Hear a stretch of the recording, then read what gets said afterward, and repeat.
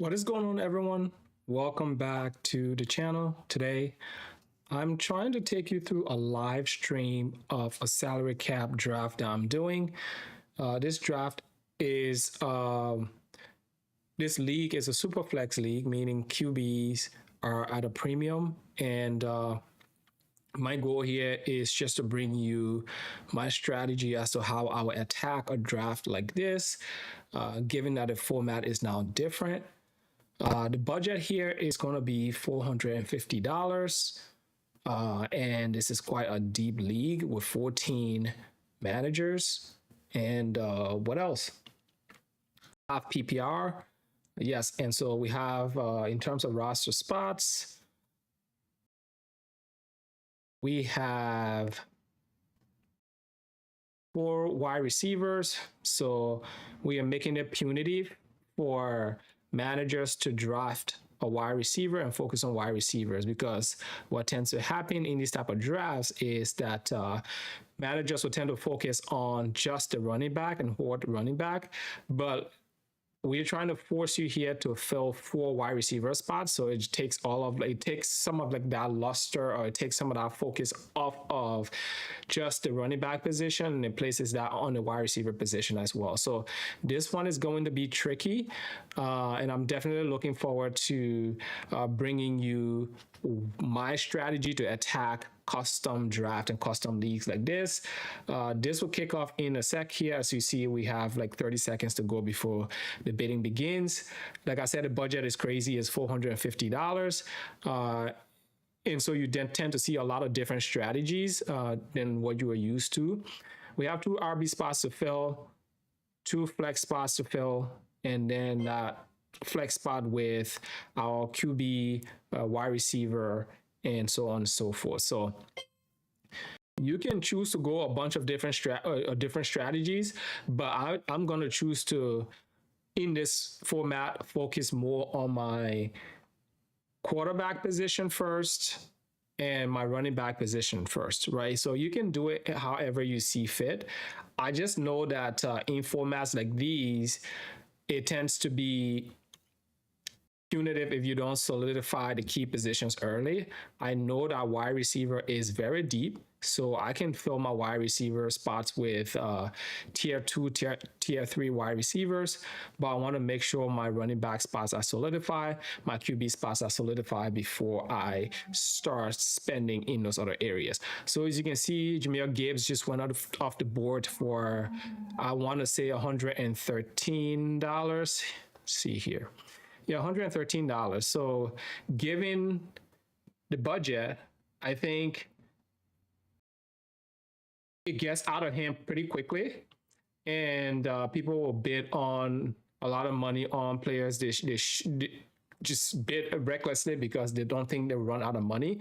So you want to be careful in these type of formats. So and another thing, I just saw Bijan up there, and I was terrified to even click on it, because managers will basically nominate Brian Robinson in some drafts, and then if you don't see that clearly, as you can see here, sometimes you don't see the player names clearly. You can make a mistake and bid on Brian Robinson as opposed to Bijan Robinson. So goodness manager pay a little less. So what you're looking for in this type of draft is penny on the dollars, right? If you can save a few dollars here and there, it pays later on when everyone still has money. But yeah, my focus in this one, it is going to be to draft my QB position first and my running back positions first, and then I'll focus on wide receivers later. But good start to the draft. We've got Gibbs off the board. We've got Bijan Robinson off the board, close to 100 apiece. So Jamar Chase just went for 109. So yeah, keep in mind that spending big bucks on the wide receiver is great, but like keep in mind that you have to fill 4 wide receiver spots. So I like to challenge myself with leagues like these where the budget is not straightforward, and you get to, kind of navigate all of the uncertainty or like the quirkiness of drafts like these. And so we'll see where I end up with that strategy. But again, get QBs first, then get running backs, then wide receivers. But while you are waiting, like it always pays to take advantage of opportunities as they come along. So I'll just keep my eyes peeled here. If I see a good opportunity for a given player, I would definitely try to get said player.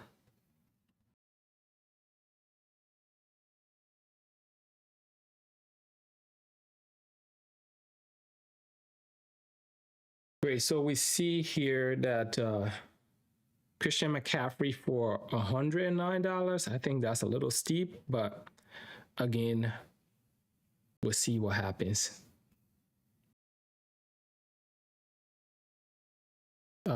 Given the format here and given the budget that we have to spend, I think a lot of managers are just spending recklessly and then like waiting or trying to get a player or two here that they think they absolutely need and then go from there. So I see that we are missing a couple people in this draft.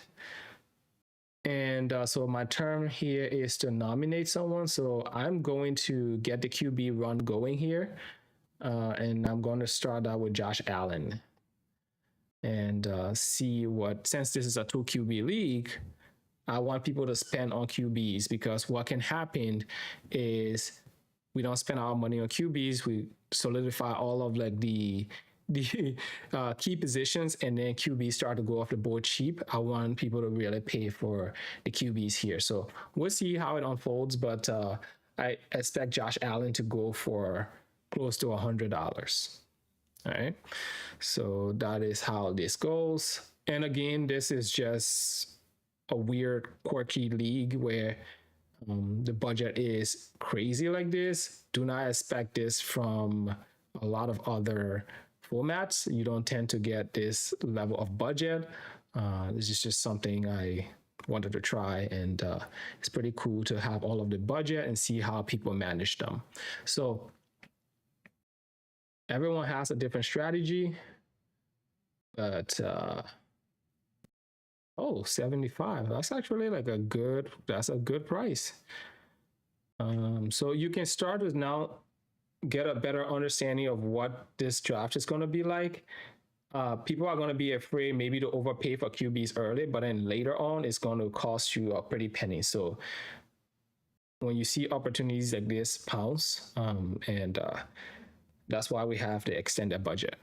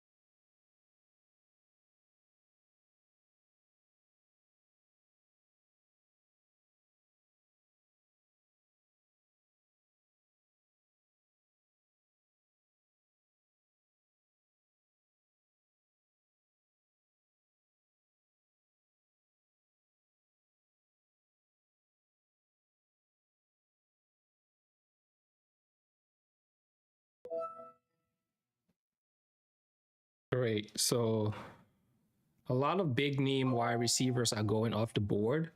And it looks like because wide is a wide receiver, we're forcing you to focus on the wide receivers here. And the QBs, we see a lot of premium wide receivers going off the board. So we'll see towards the end of the draft how things look. But for the most part, I think this is what I expected. People are going to go heavy up early and see what happens. So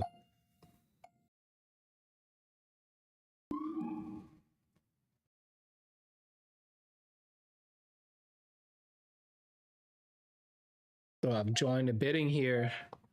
I'm I'm going to take some risks here. So when people feel hesitant to bid on a quarterback, for example, I'm going to try to bid and see if like what the pricing looks like. If it gets astronomical or like out of hand, I'll step back. But great, someone really wants Patrick Mahomes. So much as I like Patrick Mahomes, I'll take a step back here. It's just it's just sometimes how it goes. Certain managers just have to leave a draft with a certain player, and so I'll let that go. I think there are better options at the QB position this year. That I don't know how healthy Mahomes is gonna be throughout the season. So I think it's a QB position. Just get some good ones, and you'll be fine. I think what I learned from last year is that sometimes the guys in like the bargain bin section of the draft are the guys that yield the best fantasy results. For example, think about I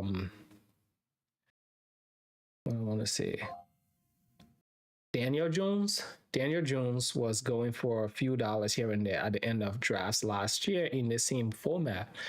And he turned out to be one of the best QBs for the year. So you never know. It's all a toss up. Injuries happen. A lot can happen throughout the course of the season. So just what I tend to do is if I don't go heavy up, if I don't get one of the top 10, or two of the top 10, top 20 QBs, I'll just like wait towards the end of the draft and get some of those guys that are question marks and go from there.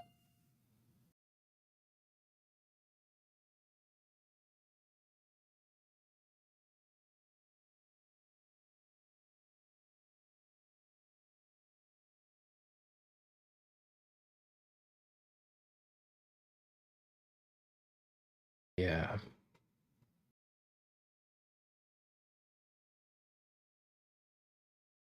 So it looks like we're going to be paying up this. It looks like we're going to be paying a pretty penny for QBs this year. So let's see what that looks like.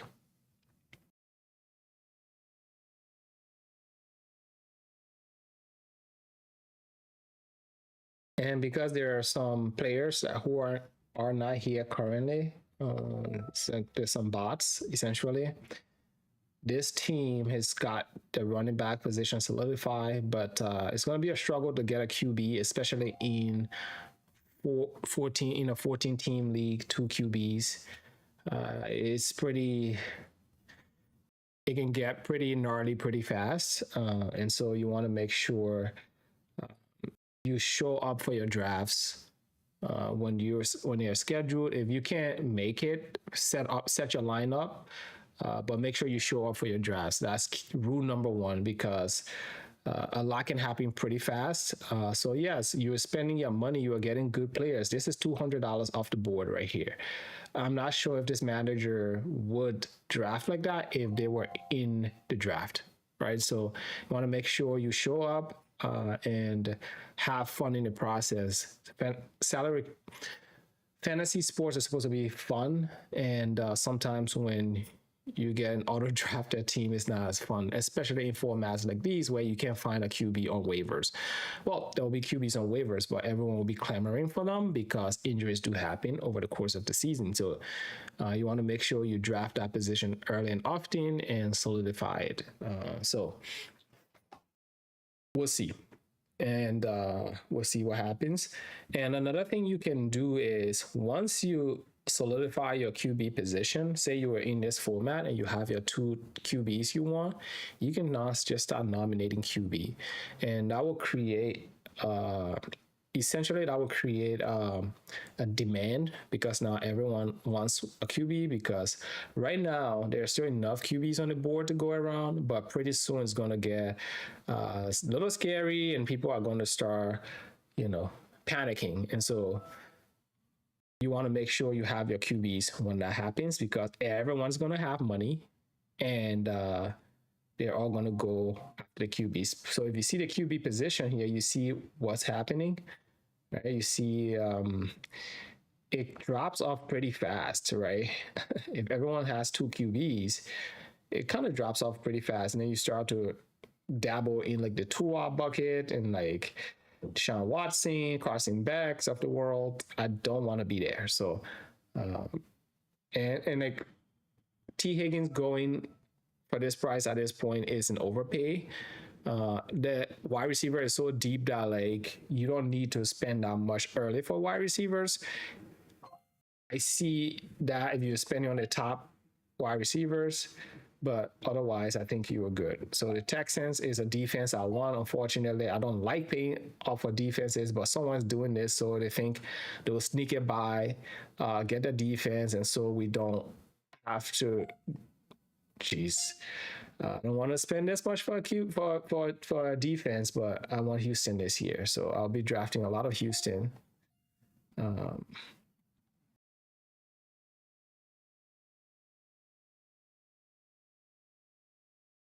and this is another rule: if you don't, if you want a position really bad, do not nominate that early on in the draft. Do not. Um, yes, I overpay here. This is something I shouldn't do, but we all have money, so it seems like a good decision right now. It might not pay off later, but if you want a position, don't nominate that position this early with everyone when everyone has all the budget in the world. No one was going to let that defense go for $1, and then it becomes a bidding war because he really wants that defense, and then it just kind of escalates and from there. And so you just saw me get into a mini bidding war here because this is one of the defenses I'm high on. Ideally, I will wait for the end of the draft and pick up a defense. I know the Rams defense is also good, but I just want that defense. So I think the Texans are going to be ridiculous this year, and I want a part of that. Good. So all of the running backs are going pretty close to $100 per, and the top wide receivers are going $100 per. So we'll see. Whoa, Saquon already up to like close to 100. So we shall see what happens here. As much as I want those guys, it's just too much. It's too much to pay right now. So I'll just let everyone pay up, and hopefully I can.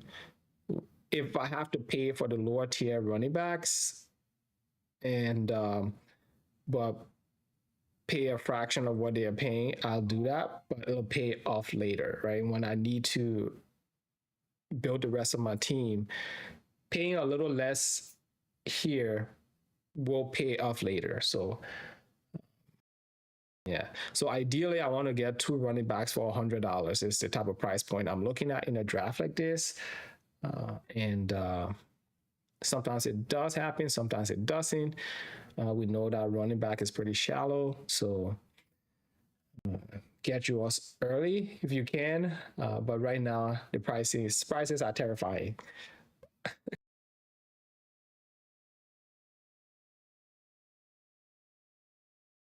Genty for 86. I'd rather go Saquon, for example. So it just becomes opportunity cost at some point where, yeah.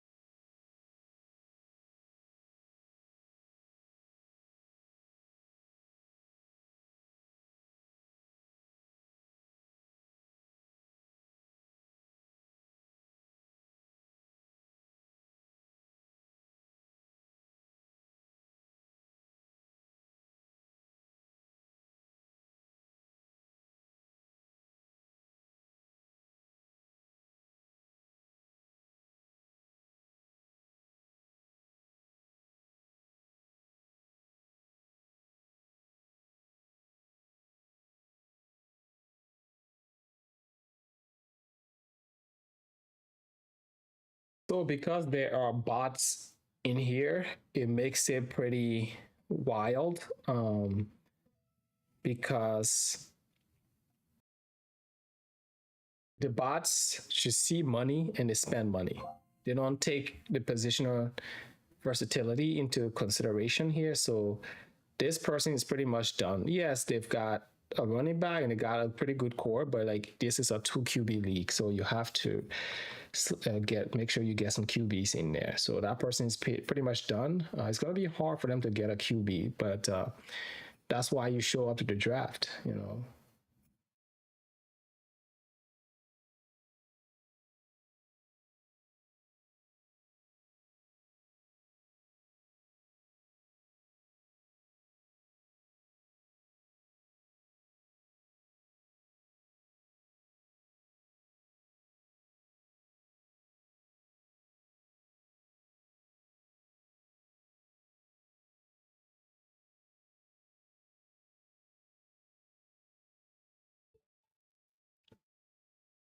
All right.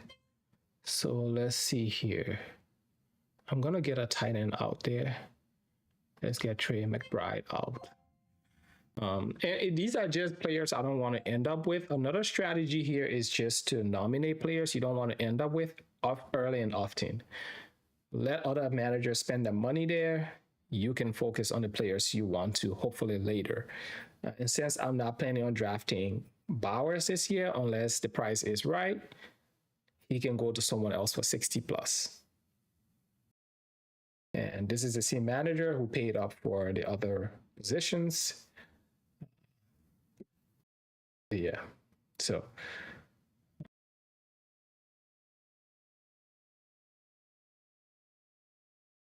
it pays to manage your budget in these formats.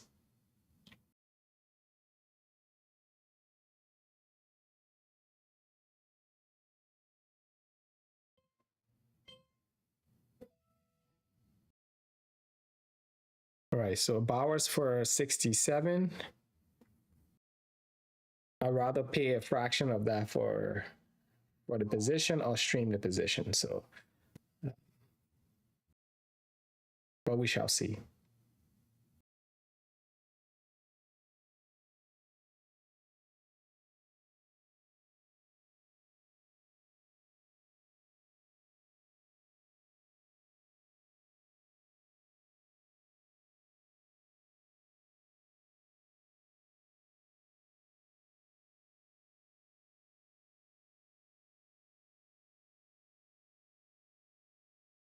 Sheesh.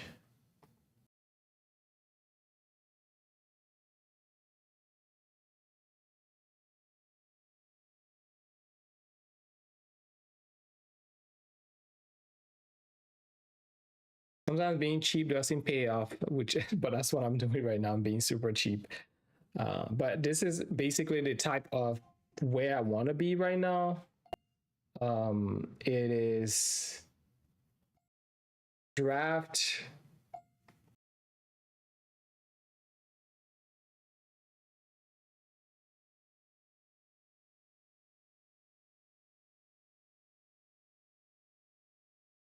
Everybody's looking for a discount. So we are all bidding furiously. If that's a word. Yeah.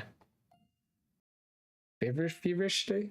But yeah, we're all looking for discounts. At this point, Daniel Jones for $30 or something is a discount, given what we are seeing from the other positions. I'm not too crazy. Once it starts to go, if I get like 3 QBs for that price point, eh,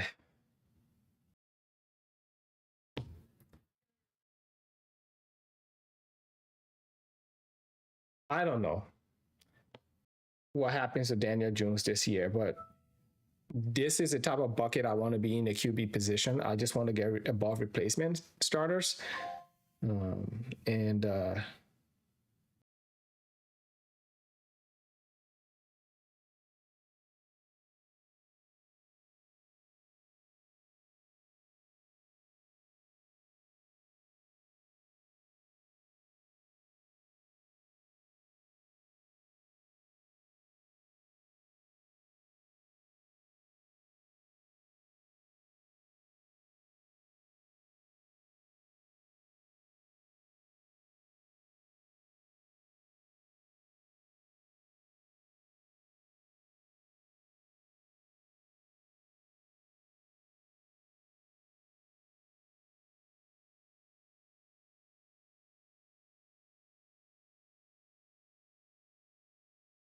I know it's a steep price, but now that I've gone in and I've gotten some sort of discount here at the QB position, I think I'm better positioned to take more risks at that position. So, but 68 is too steep when Mahomes are going for 50. So that's the range I want to be in. Someone really wants Lamar, and so they're willing to pay up for it.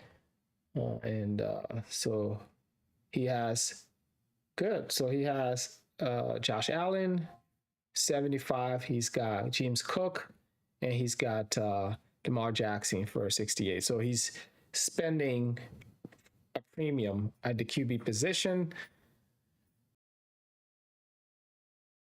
We'll see what that looks like later.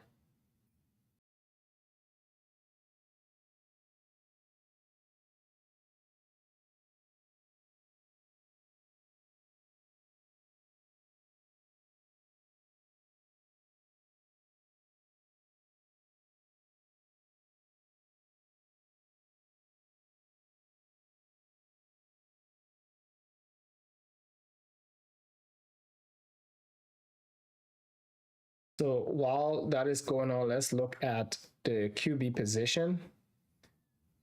So there's still some depth on the board.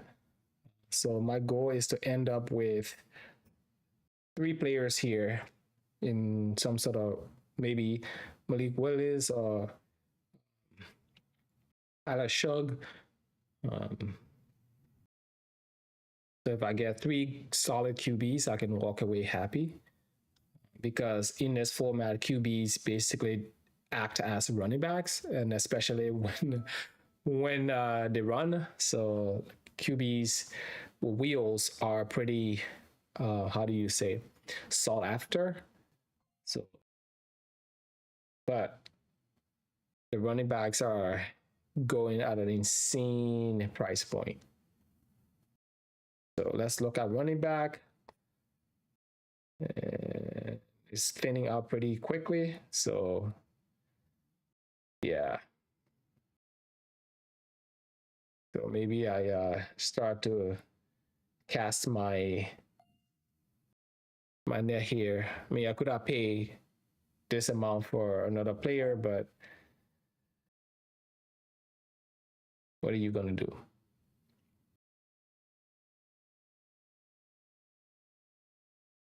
See here.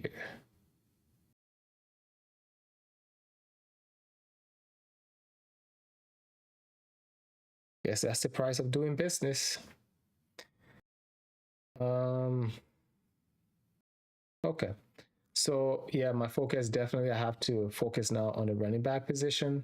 QB is still deep enough that I need to just keep my eye here, because it is gonna be hectic pretty soon to get running back.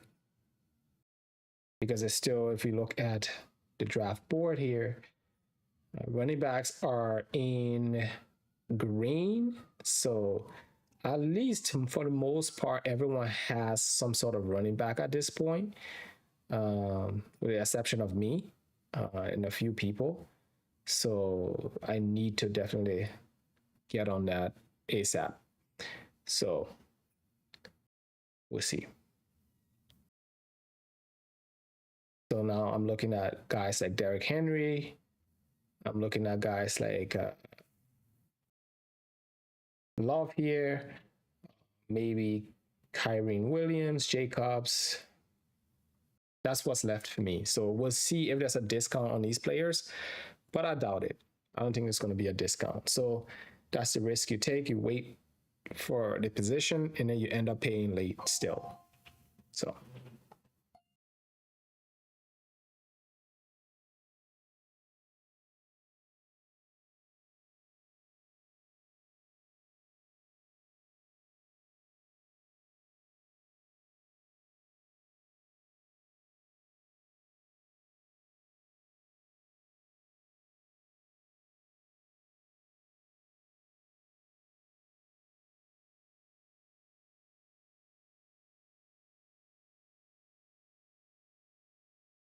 and because we got some bots here too, managers who didn't show up, it's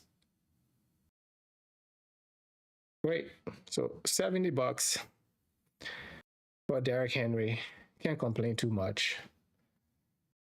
If I get one more solid running back, I'm good. But like, these bots are basically upping the price for players, so you just got to be careful with that.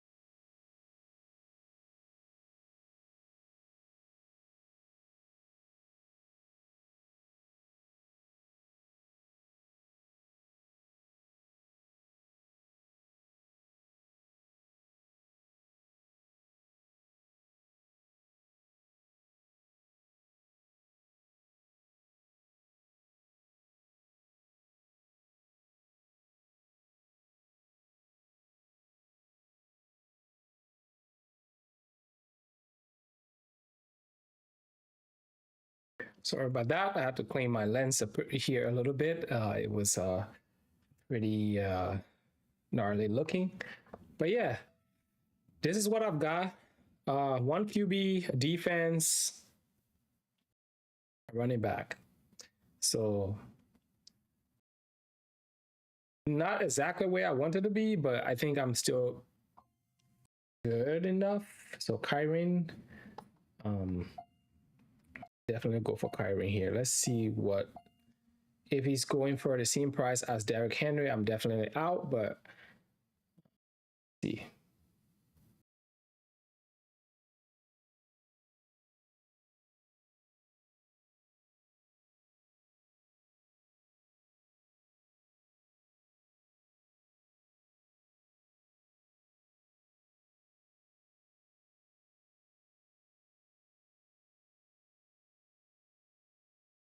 Kyren, Love, why not?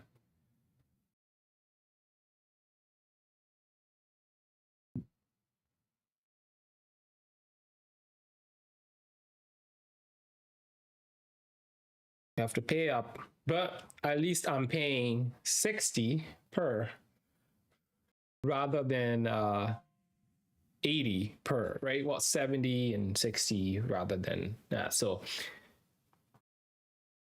with that, I'll probably get Blake Corum to back him up. Let me make sure Blake Corum is in my queue, just so I can just corner the backfield.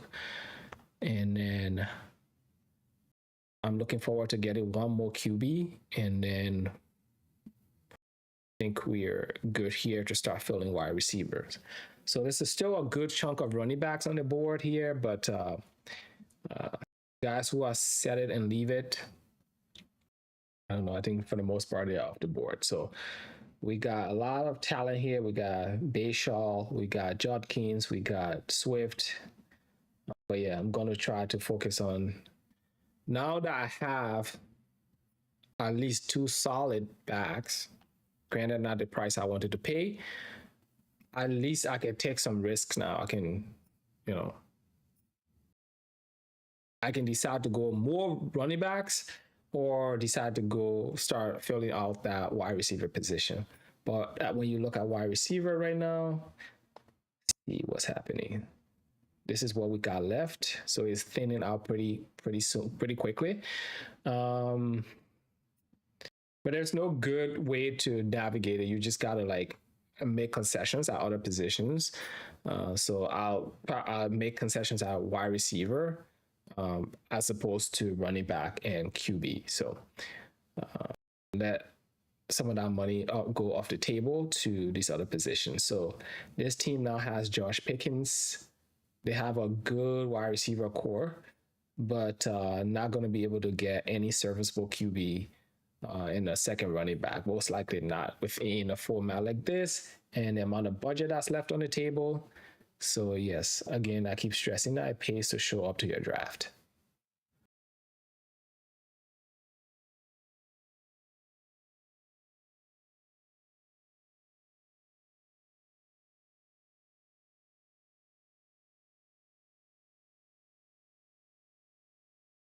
So Zay Flowers as the same price as Derrick Henry. So yeah, let's see here. I'm gonna go to Titan again.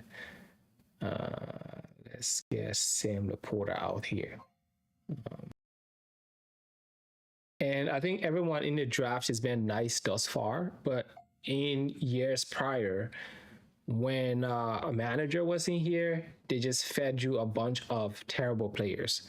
So they would just nominate a terrible player that everyone knows is terrible, and everyone would back up, and your roster gets full, and you basically have budget to spend, but you just can't spend that budget on meaningful players because just all your roster positions are full. And so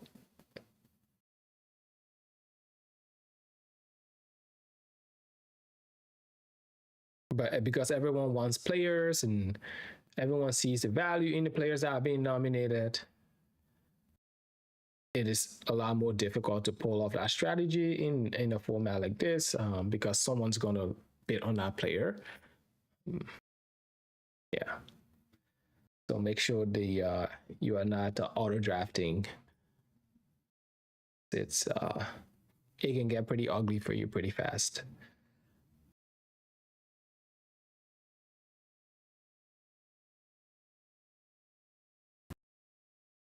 So if you look at the standings, you can see where you are relative to other managers. This is part of how Yahoo does it, where as you draft the total points from all of your positions here, add up to your points here. So you are going to be ranked based on the total points you get relative to your competitors here. So, and as the draft continues, this will change. It's just because a lot of teams haven't filled any meaningful position yet. So this will continue to change.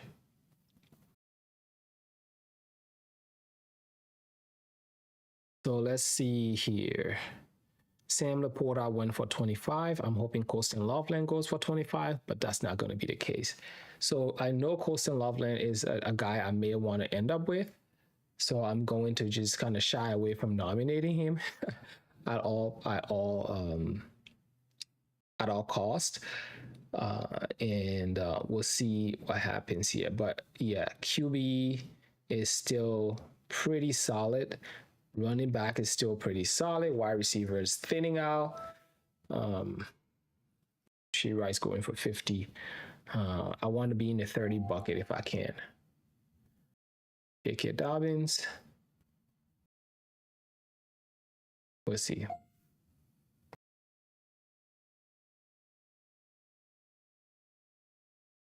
If Dobbins could just stay healthy, oh my God, like this guy would be, especially in this offense, amazing. But you never know, right? For the games he gives you, it'll be fantastic. But he can't stay healthy, which is the challenge.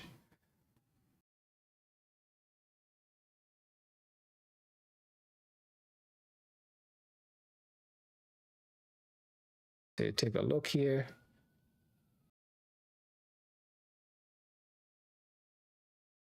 That's a good buy. I'm not gonna lie to you, but I think everyone's afraid of the injuries. But if he's getting wide running backs at that price point, that's pretty good. It's pretty good. So let's see his team. He's got Laporta. So this team is just he's just bidding in that $20 range here. If you just build your team all $20, I think you'll be good. I think now we are coming back to some sort of reality because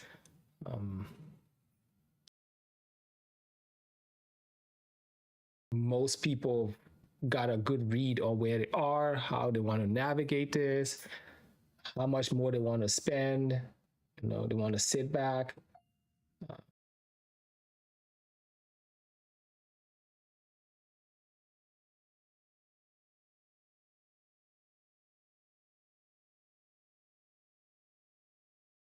So one of the things I'm doing here is that I'm price enforcing.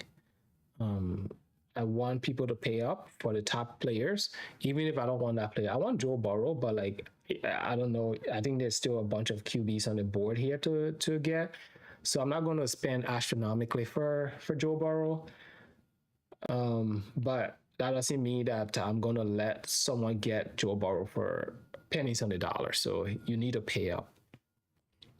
And so when you're in salary cap leagues, unless you don't have the budget for it, but if you do have the budget for it, make sure your league mates are paying up for the players they need. Don't let them get those players for cheap.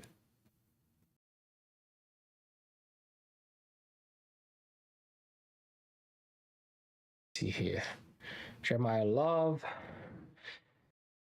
Yeah, this offense. If I wasn't terrified of this offense, probably like draft him. But I just don't know. I think they'll be horrible this year. He'll have a good year, but opportunity cost. You can say he's probably in a better position right now than Kyren, but I just like the offense that Kyren Williams is tied to. So you start to see now like running back pricing is dropping a little bit. But don't get that twisted. Don't mean that it's still cheap. Here's Olave. Yeah.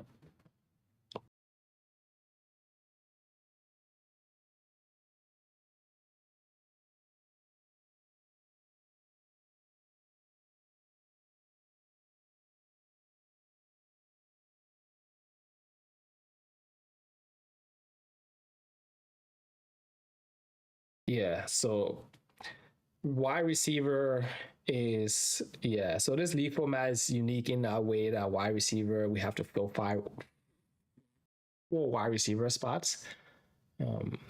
It forces you to think about all of the positions and not just running back, right? Because if we just had 2 wide receiver spots here, everyone would just like the pricing for running back is going to be even crazier because there's no one cares. You can just find 2 serviceable wide receivers and plug them in here.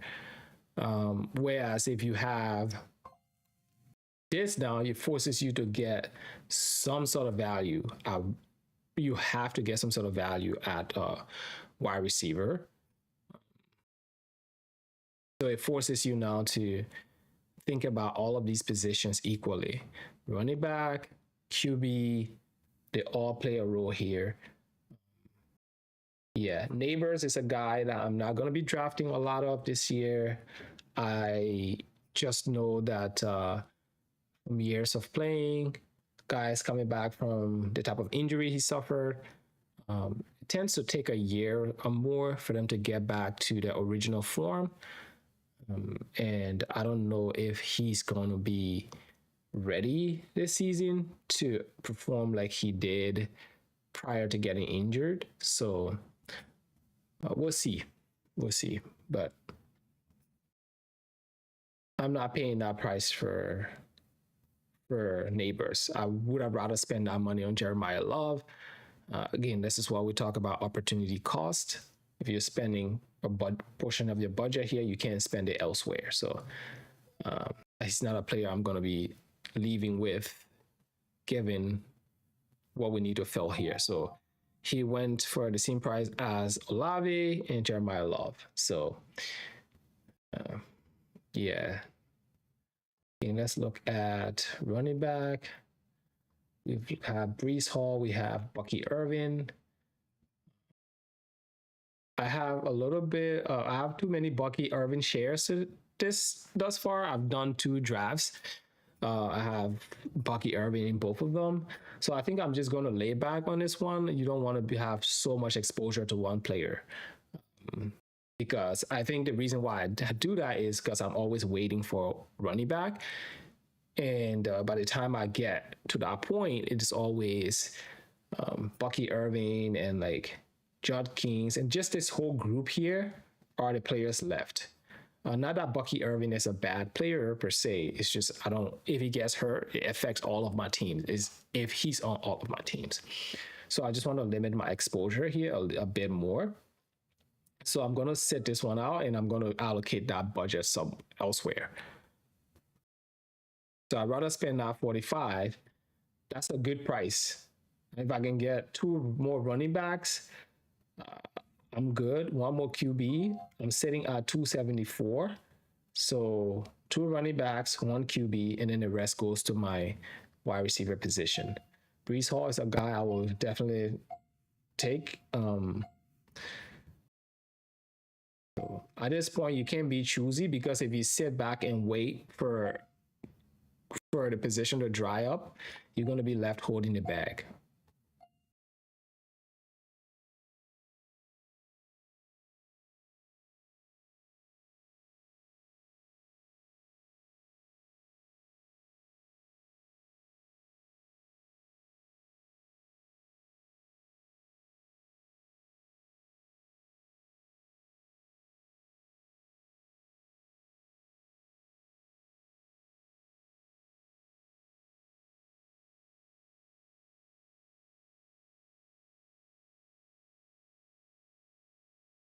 Okay.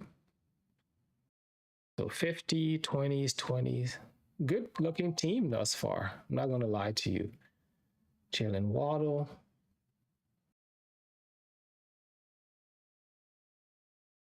So this is now where I start to look for value for the wide receiver position, but I'm not going to pay 50 for a wide receiver. So if this goes there, I'll just spend that money on my running back position.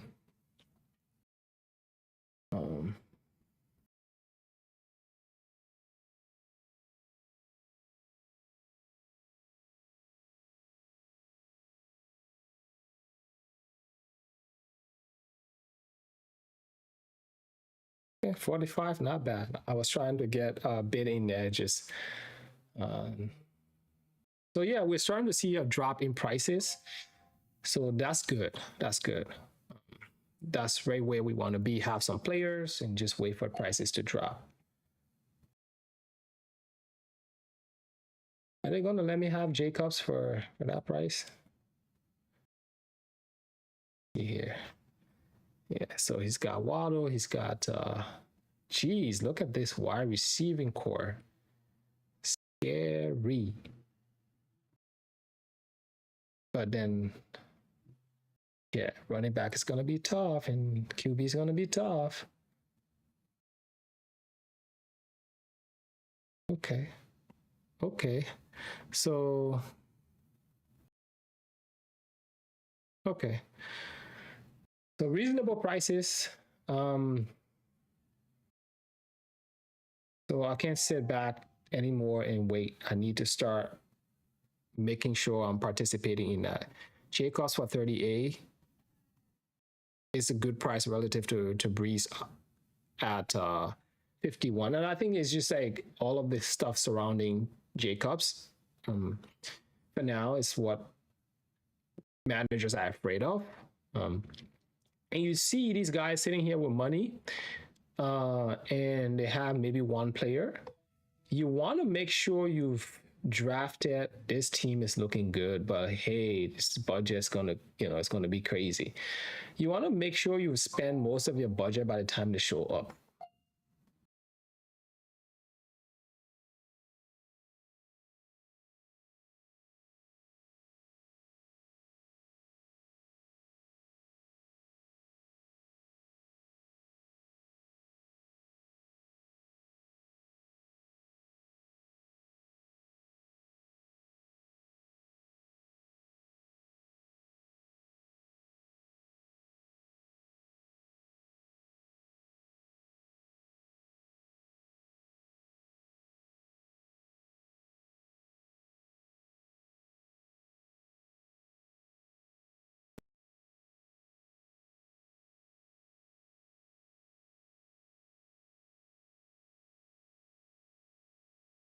So I think we still got good QBs on the board. And I think everyone now is like seeing running back and then see the running back is disappearing pretty fast. And everybody wants in on some of these running backs.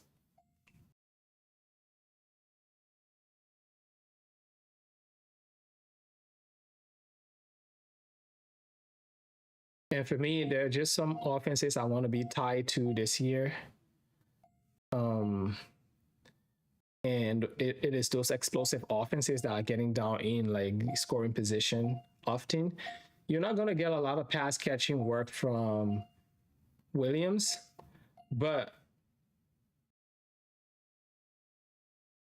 what you're going to get is like those goal line rushes, right? Targeted perfectly. So we're going to get David Montgomery out there, see what he goes for. But if you look at my team now, what I've got here is a good mixture of running backs here. So if I can get Bayshaw Tootin, right? Bayshaw, and that's good for me, right? If I can get Bayshaw for right now, I'm at 235. I can get Bayshaw for. So if you see what I did there, I got the player I wanted, and then I nominated David Montgomery. As good as Montgomery is going to be, it's going to be a timeshare. I know for sure that Jamal Williams has very little. Make sure I'm not. Javonte Williams. Jesus, Jamal Williams. That's a long time ago. Javonte Williams has not a lot of competition for targets. I mean, for carries. And so perfect for me. I know once they get into the goal line, he's going to be someone that's featured. So I still have enough budget to take risks. I know I need to start filling wide receiver, but I just want one more solid running back. And then I can get my QB and then focus on the wide receiver position. And so like this way, I know how deep this league is. And if you get injuries at the wrong position, it can hamper you pretty much. So like I'm trying to make sure once I get the key positions solidify, I'm just going to do a lot of dart throws here, get my bench filled. But at least I want to spend on and diversify, have like a lot of players, so when injuries occur, I can swap in another player and I'm not like struggling to find replacements. So this is the type of wide receiver room I want to be participating in. So like this price point, it's okay. I mean, like if Evan stays healthy, I think there are big things for him in that San Francisco offense. Let me just look at wide receiver again. So yeah, there's Lad McConkey, there's guys here. I mean, like, fine. Let's see who's drafted him. I'm just trying to keep an eye on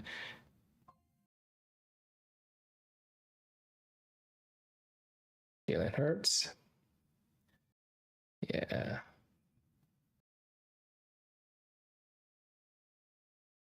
Look at QB. Jalen Hurts, Caleb Williams, Dak Prescott, still here. Drake May is still here. Bo Nix is still here.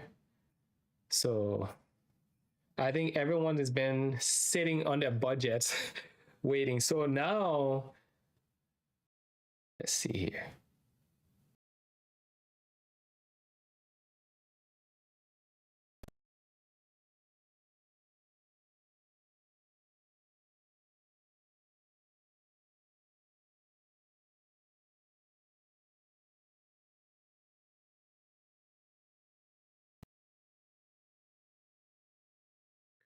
Barkley, Kyren Williams. Darn, this team is looking good.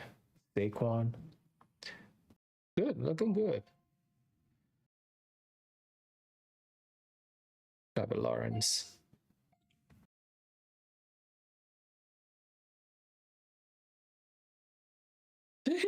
Like it's just like automatic. It's like everyone needs a QB, and that's why I was trying to be very, as people were a little hesitant to bid. I was bidding because I know I have worst case. I'm rolling in with Daniel Jones. I have one QB. I need to get one more, and that's it. So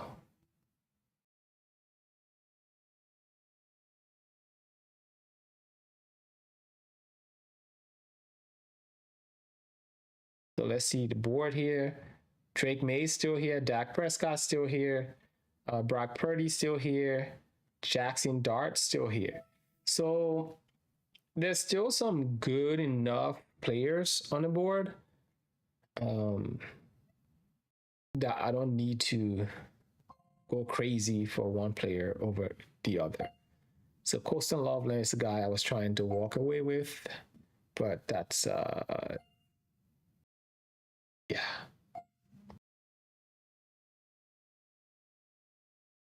See what happens.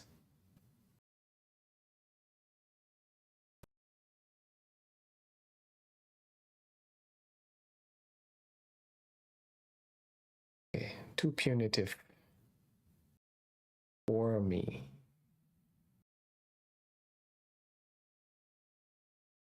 I'll go to the next position. But yeah, if Colston Loveland is going at the price of a running back, as much as he's going to be terrific this year, he's going to catch everything in that offense. I'd rather go running back there. So that's just my thinking here. It's not, I'm not saying my approach is the best way to do it. I'm just saying, like, if once like a player starts to go in the territory of the running back, because I just value the running backs higher, and having a good core of running back is good, because like I said, wide receiver is deeper, and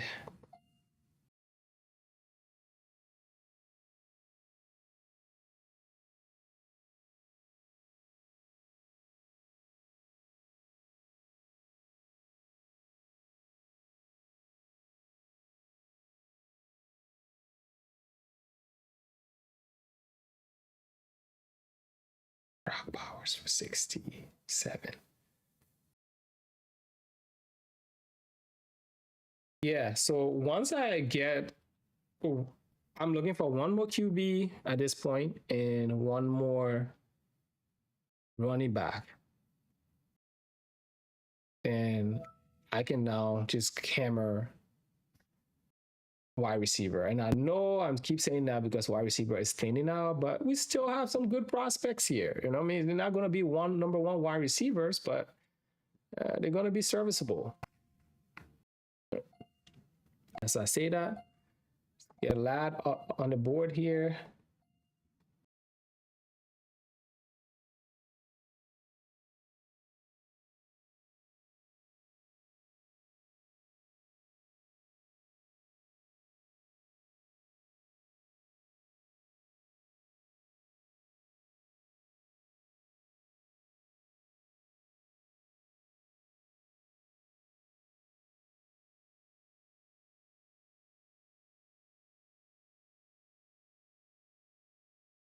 We might get 50.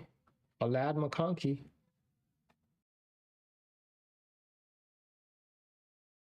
That's a good looking team. I'm not going to lie to you. That's a good looking team.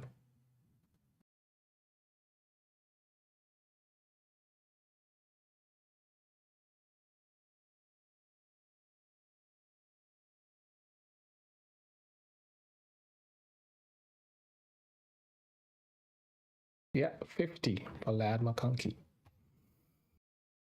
And yeah, so my wide receiver position is going to be horrible, given a strategy like mine, but that's okay. I would just overcompensate somewhere else.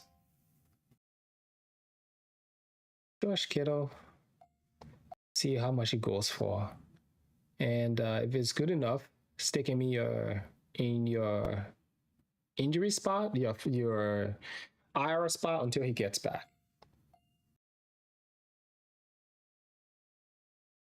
We don't know what it's going to look like for him. He's an older guy coming off injuries, but when George Kittle is like humming, you know, you can't mess with that. So for me, I'll throw a dart, sticking me in my IRA spot to see what happens. But I'm not gonna go crazy and you know and just start spending wild. So that's fine.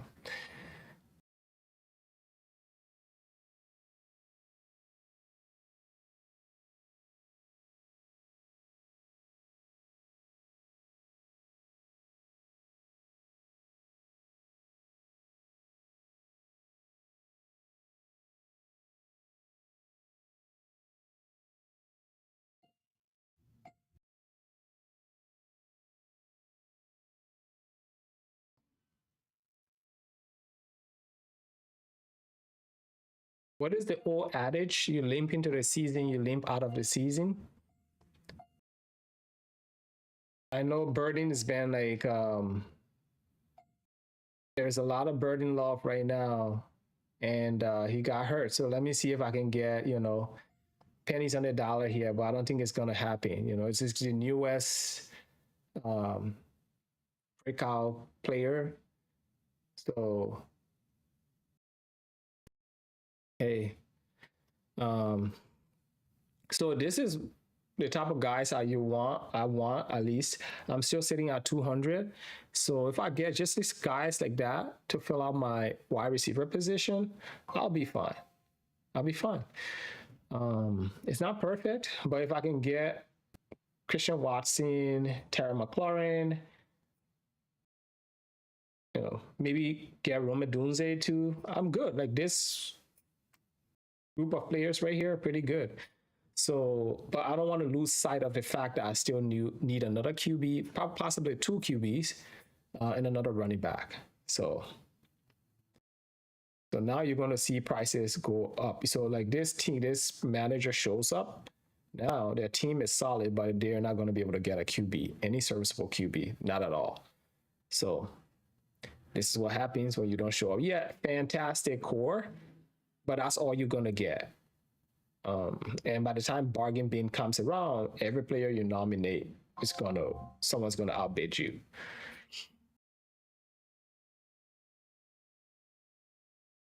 So let's see here what Ethan Chen went for. And let's see here. I want Dak. And if not Dak, I got other options, but let's see what the bidding ends at. And if you were in like a salary cap format like this and everyone's bidding on a player, just step back. Like there will still be time when when things quiet down to enter your bid. So right now, just wait. If it goes over 50, maybe not for me. If it stays here, it's counting down, throw my hat in the ring.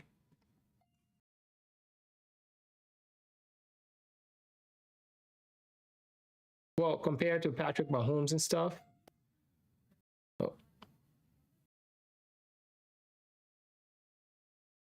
Oh, so this guy's got a stack. He wants the stack. So he's going to pay a premium for that stack. Okay.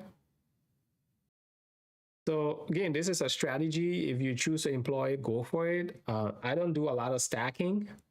Because if you show that you really want a player and people are smelling that, they're going to just outbid. They're just going to like pricing force.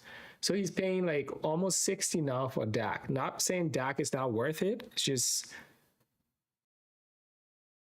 don't like to each his own, right? So hey, he's got Dak, but he's got three wide receivers, no running back, got all of these positions to fill just because he wants to stack. Not a bad strategy, but I just am terrified to stretch myself very thin in formats like these.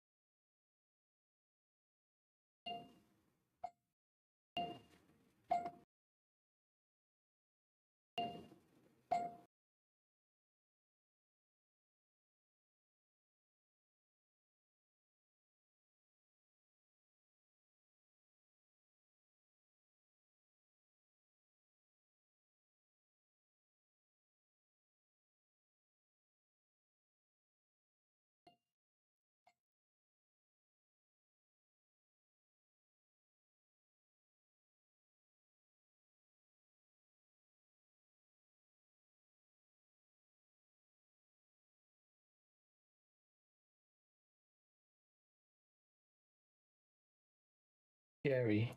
Scary, scary, scary team.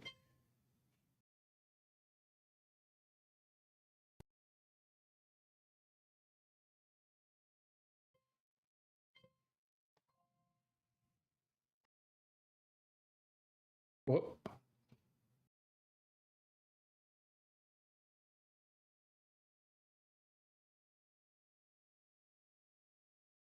So I was keeping Blake Corum in my queue for later on in the draft. Um, I didn't nominate a player early enough, so either I pay a premium or I walk away. I've got Blake Corum, Kyren Williams. So pay the premium.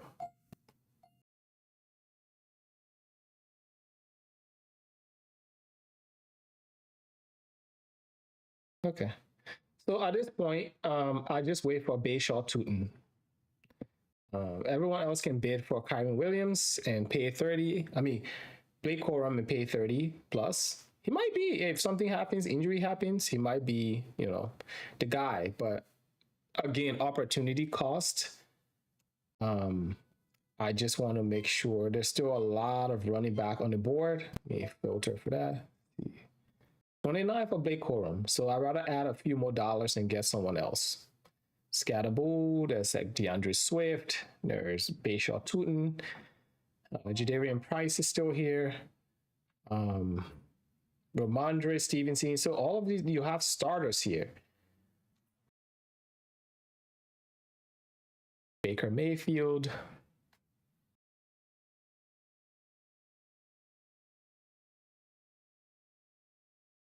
So that's my bad. I had him in my queue for later on in the draft.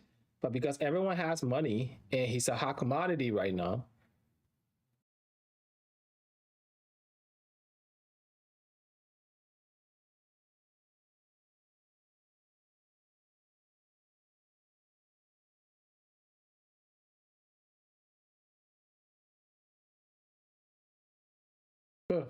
Baker Mayfield for $39, given what QBs have gone for, I think I'm pretty good.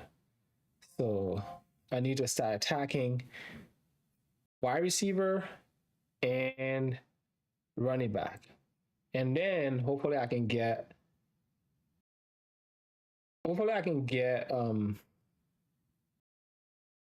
another QB later. So I want another QB.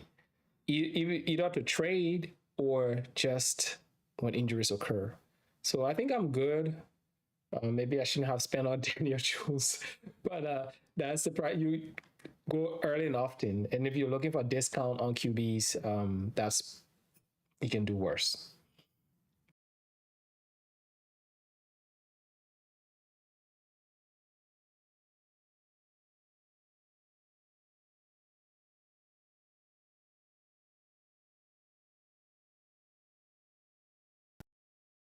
Yeah, so I'm going to just start going hammering QB, meaning nominating as many QBs as possible, and then I want another running back and then wide receivers. Brock Purdy.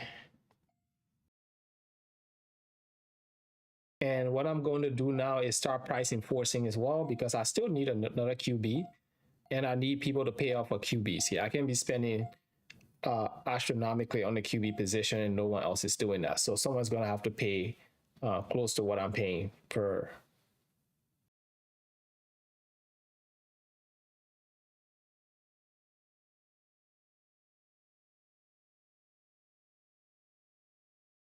See? So now you are getting QBs going for a lot less than what we saw earlier. So if you waited, you are in luck right now.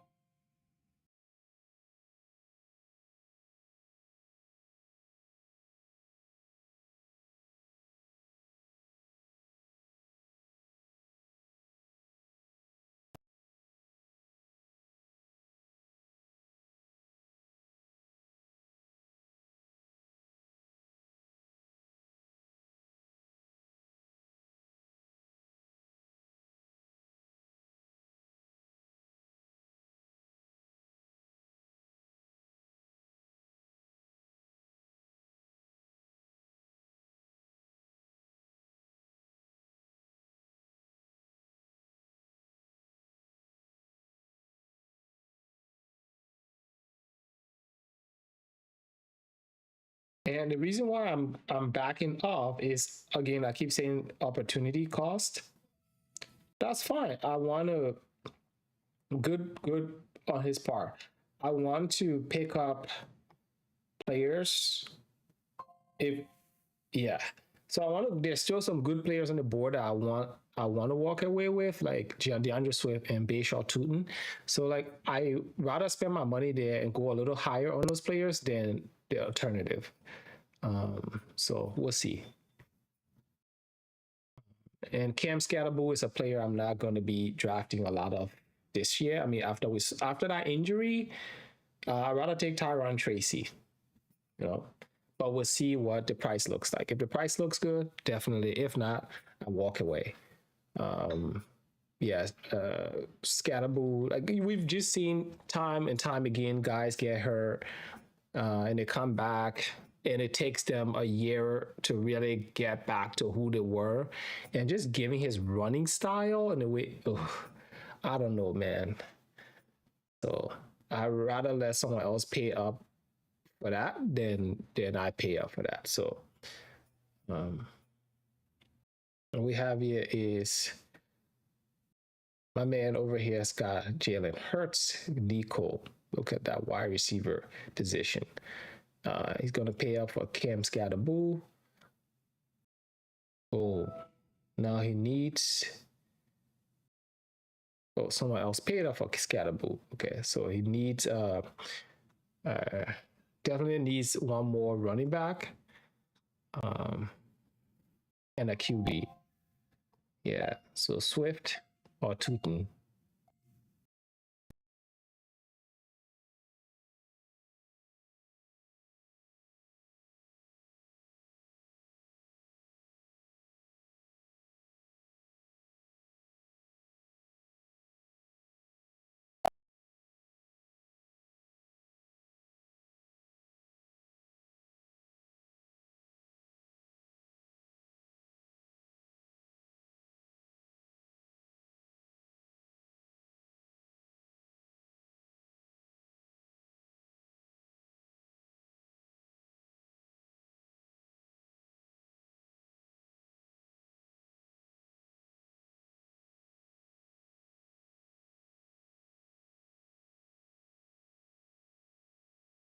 So again, supply and demand. At this point, there's very few running backs on the board, and everyone needs one.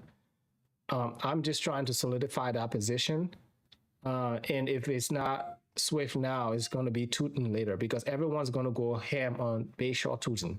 So I'm paying a premium here, but it's, I guess, the price of doing business. But I've also got my QB position and my running back position mostly filled.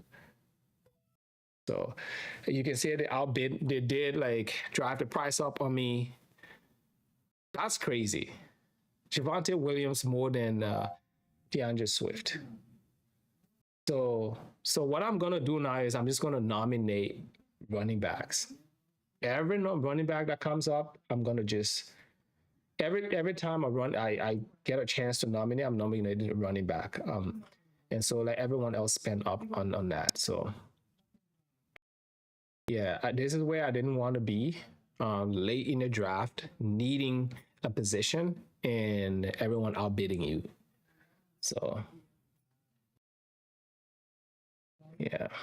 But again, this is a 14-team league and everyone needs the position. So I can chill for a little bit here and just maybe pick out another wide receiver, go from there.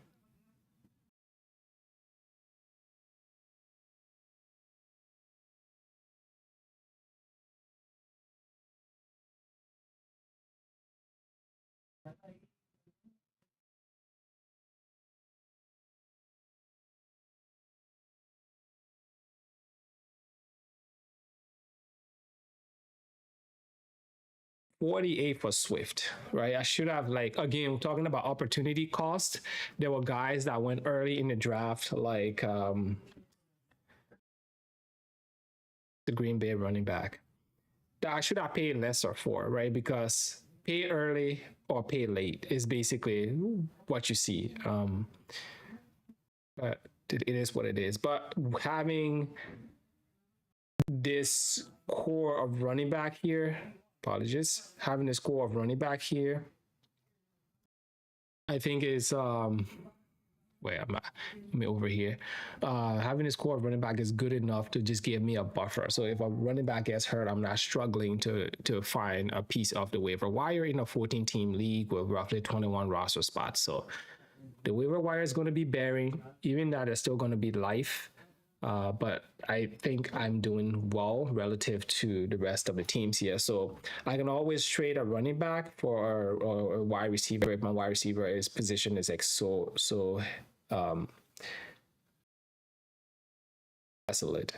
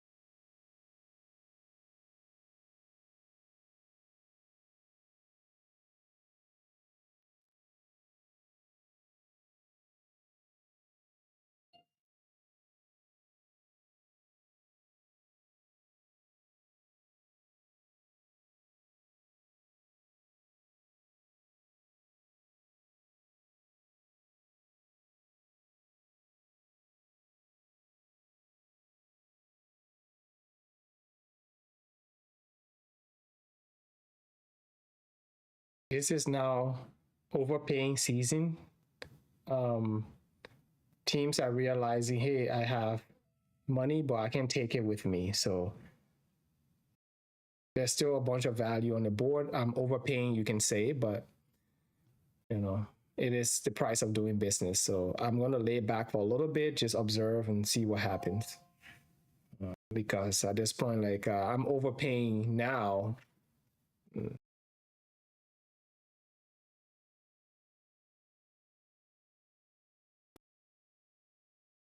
But Christian Watson is someone I wanted to leave with. Unfortunately, the price point is crazier than I expected, but that's what happens.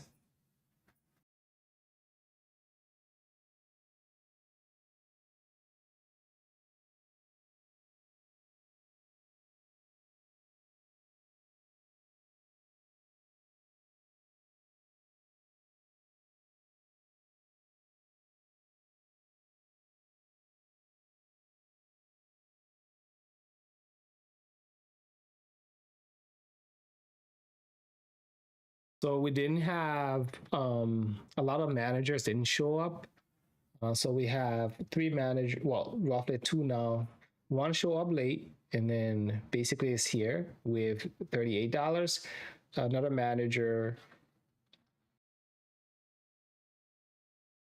two other managers didn't show up, right? So um, so DJ Moore for 40. So I guess you better pay up if you want a wide receiver. So let's look at the standings right now. Obviously, I'm in the lead. I got good running back depth. I've got QBs. I mean, I'm Daniel Jones suspect right now, but I like what I got at the running back position. Even if I get an injury, cool. I'll find a piece and throw in my flex, and I still have starting running backs.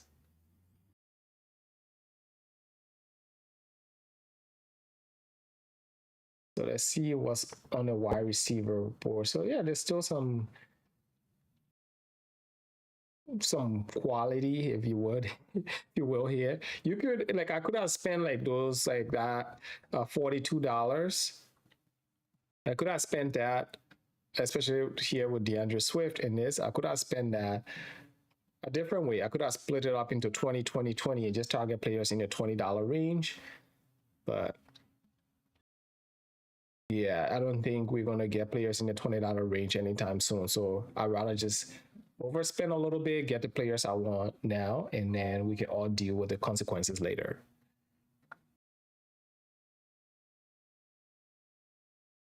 So this is me. I've got a lot of positions filled.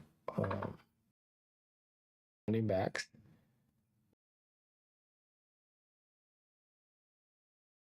Person's also got 4 running backs: J.K. Dobbins, Scott, Breece Hall, David Montgomery, and Trevor Etienne. Wide receiver, Chris Olave. So we are in the same boat, basically.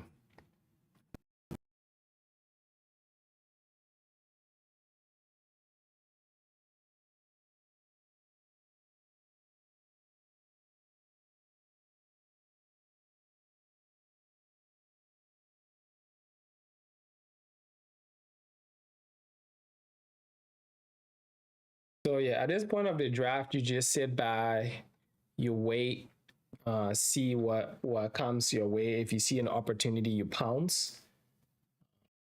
If nothing materializes, you keep waiting. I've got 75, and I've still got some spots to fill, and I just want to be. So I'm going to keep hammering running back. So I'm going to nominate who's like the hottest, Rico Dowdle. So there are certain backfields that I'm going to shy away from this year. One of them is the Pittsburgh backfield.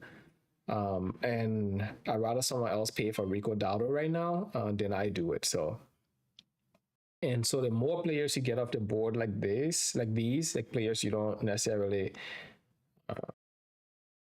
want on your team, the more players you want on your team later.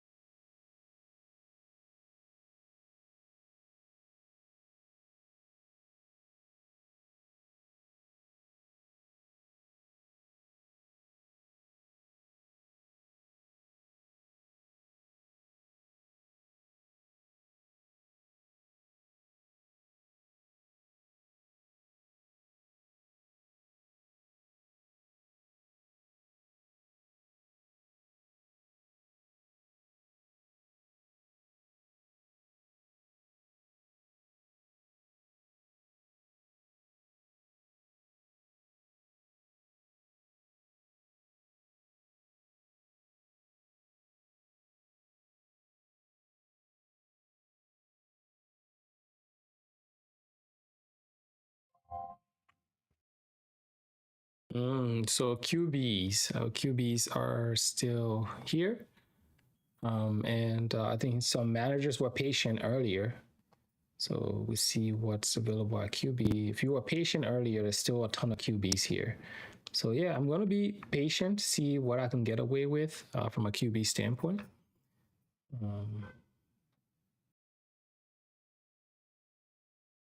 But now this is the position you need to start pushing. Uh, if you're nominating, nominate running back or QB.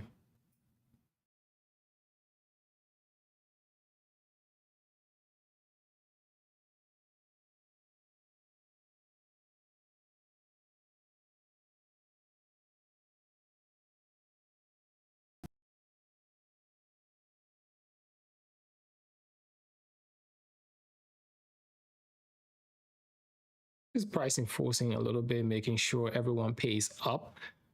I paid nearly 40 for Baker Mayfield, so you're not getting Caleb for cheaper than that. So I'll definitely always bid as long as I have money. And I can do this now because I have my team mostly settled. And so,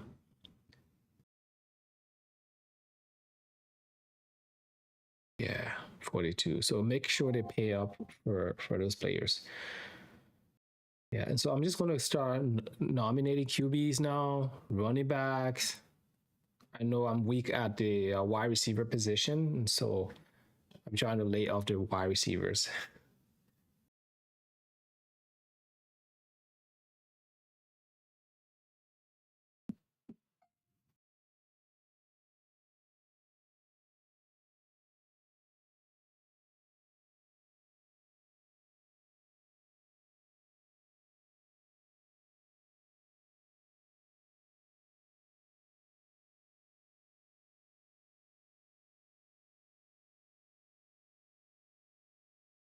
Okay, you can have Sir Tuckercraft. There's still plenty of Mark Andrews is still here. So yeah, he's got Colston Loveland, Tuckercraft. Not a bad team. Not a bad team at all.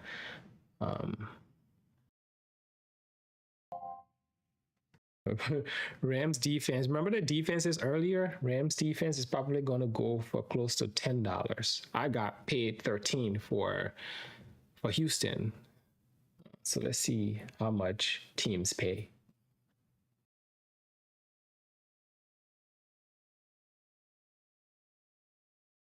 Again, this is one of the cases where if you want a player or you want a defense or you want a position, do not nominate them while everyone has money. So there we go.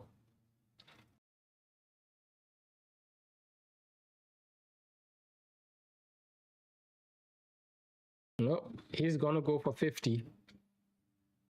Let's watch and see. He's gonna go for 50. If he doesn't go for 50, I'm definitely pouncing. You run it back. A short Tootin's going for 50.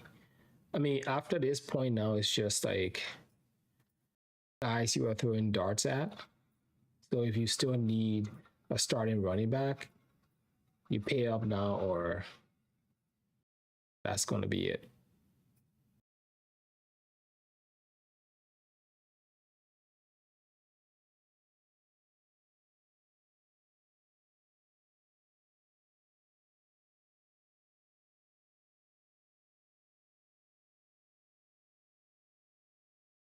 Yeah.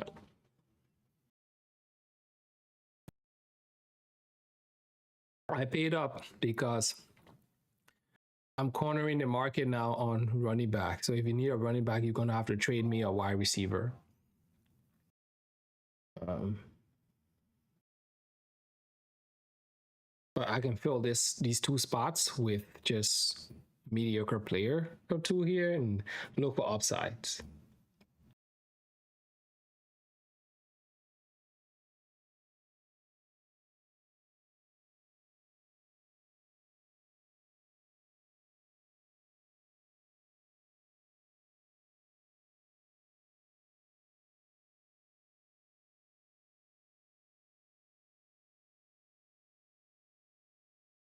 Yeah, so my max budget now is my max budget here is now $23.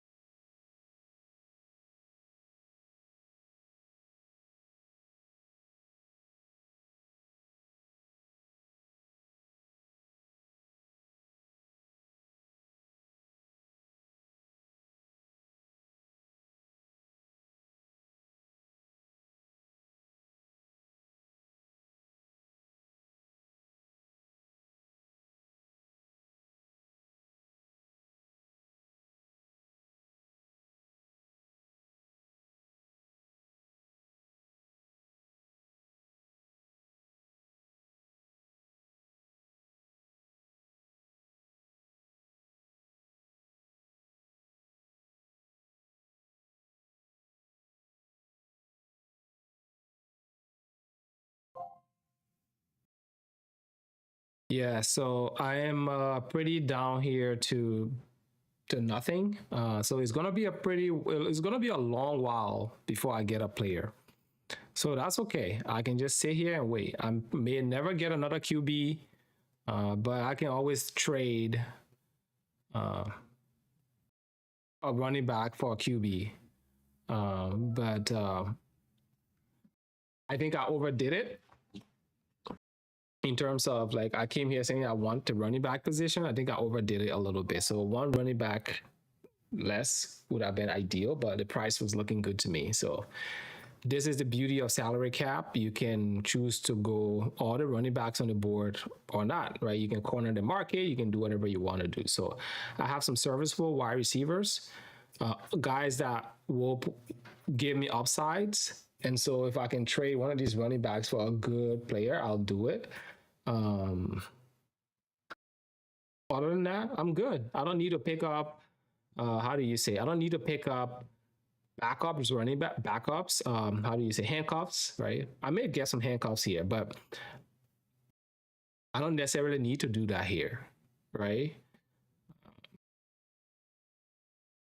But we'll see.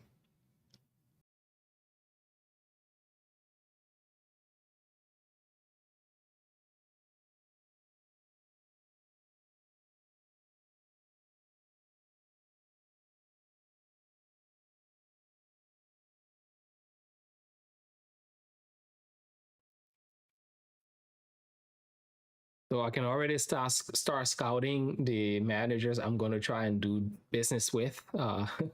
Managers that have a good wide receiver depth but no running back depth. That's why I really wanted to make sure I got some running back depth. I mean wide receiver depth, yeah. So I'm not completely like at the mercy of the league. And so I'm good. I'm good here. The core of my team is filled out. The only place I'm scared and I'm terrified at is Daniel Jones. Daniel Jones, I'm terrified. Um, if it doesn't materialize, I'm basically like screwed. But I can get his backup late and see what happens.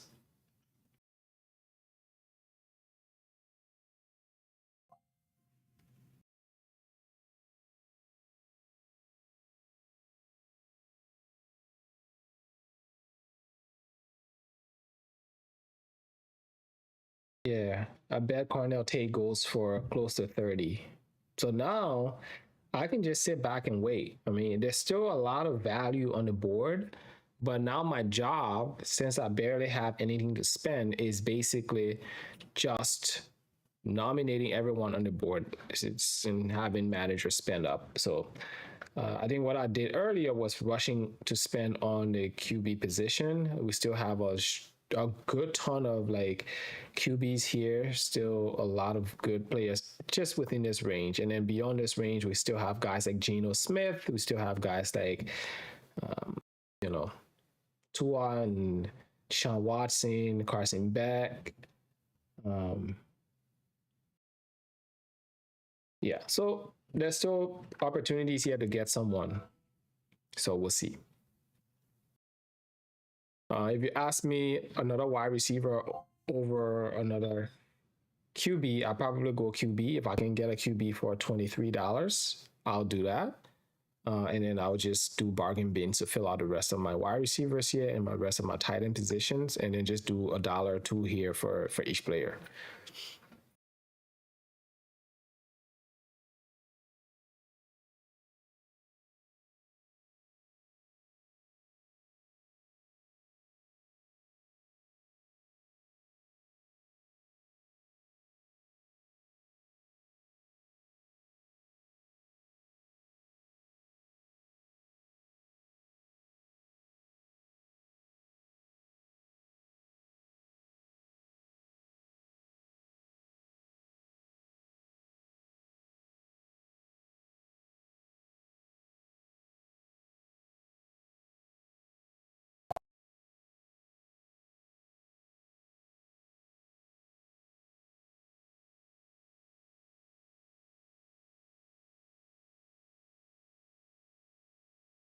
I was laughing because I've got a couple buddies in this league who were, you know, just basically in the group chat is going crazy, saying, "Hey, like this is absolutely insane." So I agree, it's insane. Um,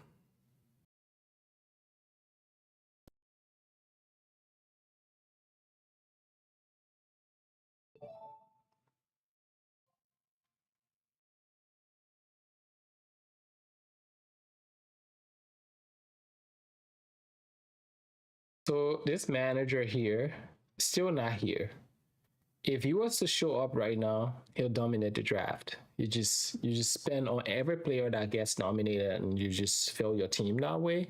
So there's still an opportunity here, even though this manager missed most of the draft, to make the most out of it, because we're still going. There's still a lot of players on the board, but that will require them to show up, right? And we're pushing 2 hours in the draft, and you're still not here when the draft was 7. So I understand people got to work and stuff like that, but we all agreed that the draft would be on this date and time, and you can easily say, "Hey, I can't make it," But I understand things happen.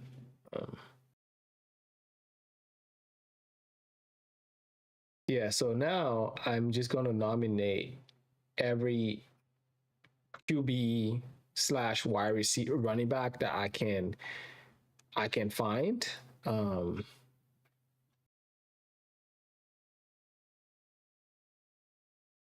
and so people pay up, because what I hate the most is like you spend all your money and then like players start to go for way cheaper than you wanted. So in this type of draft, you want to wait long enough, but not long enough. If you know what I mean. Like if you want to wait to that midpoint of the draft when the value starts to drop, but also not wait so long that you are overpaying for every player that comes up. But there's still a lot of teams here that need multiple QBs, and so the play here is just to nominate the QBs and see what happens. So Drake May, this team has still got some money, um, but they got their QB positions better than mine. Running back positions got depth quality over depth. So it's just like what strategy you want to go with. I just think like for me, this is injuries happen, and a lot of guys are going to get hurt. So I always try to shy away from putting all my eggs in one basket, because that's what burns you, right? If you got just two players at a position, if something happens, you are left holding the bag. This way, I overdrafted the position, but I can always trade one of them. I'm guarantee you I'm going to get a lot of trades after the draft, right? But I'm also not handicapping my trade offers, that is, but I'm not also handicapping myself where I am leaving the draft without a key position, right? Which is the QB position. It just enough to protect myself, but yeah.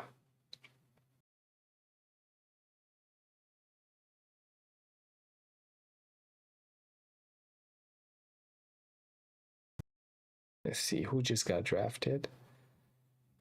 So Drake May for 50, and then DK Metcalf for 26. Once the cost gets into like that $15 range, that $10-15 range is where I'm gonna start bidding again. If I can get two players in that range, I'm happy. I'm good, and then I'm just gonna like do the dollar bin like the rest of everyone else here. Normally, I'm more conservative, and I'm like these other managers here where I'll sit back right now and I'm spending and overspending right now. I've done this in this league for years now, and I've had like the most, how do you say, quality players at every position, but not necessarily like, let's just say I've had good starters at every position, but not good enough to dominate the league, right? So like I have had enough depth at the quarterback position in past years. I've had good depth at the wide receiver position in past years, but not good enough to win the league, right? I always come up short. So I'm trying something different this year. And that's just stacking up on like the key positions and seeing what happens, right? And we'll work the waiver wires as best as I can and fill the rest of the roster out that way.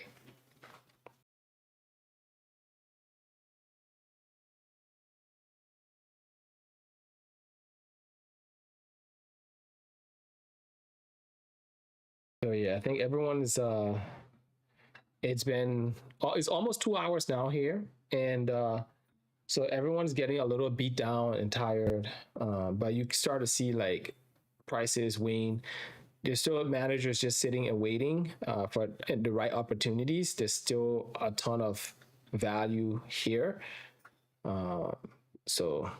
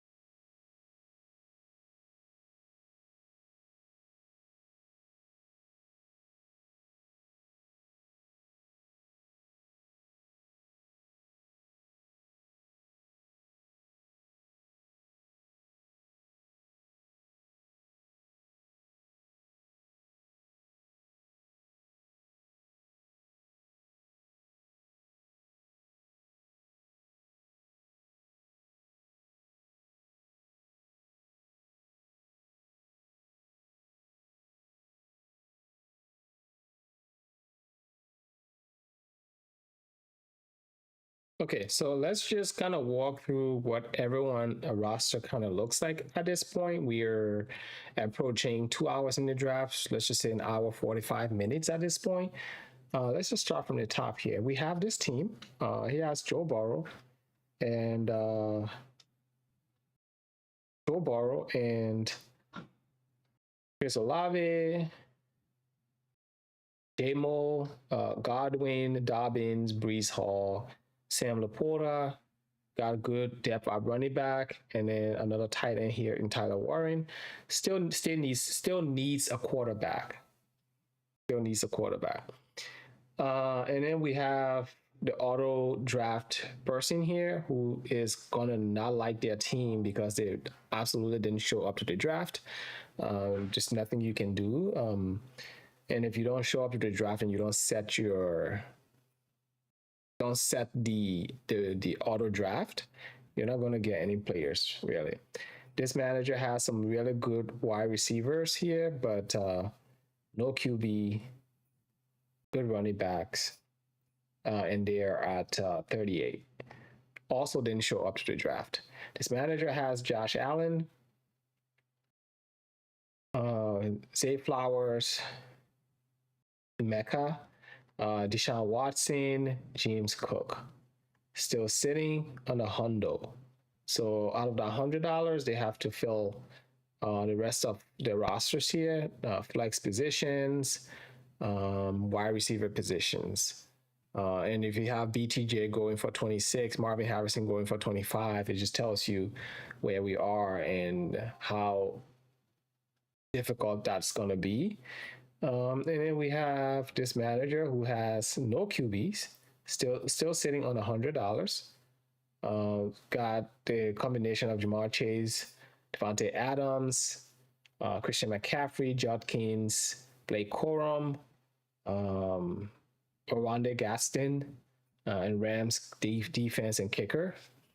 Yeah, and then still no QBs. I know there are QBs on the board, but once everyone starts to spend on the QB position, all of this budget is going to dissipate because there's still a bunch of managers without QBs. This manager has one QB and the core of the roster filled out, just two running backs. Um, it still needs a QB. It's got 68.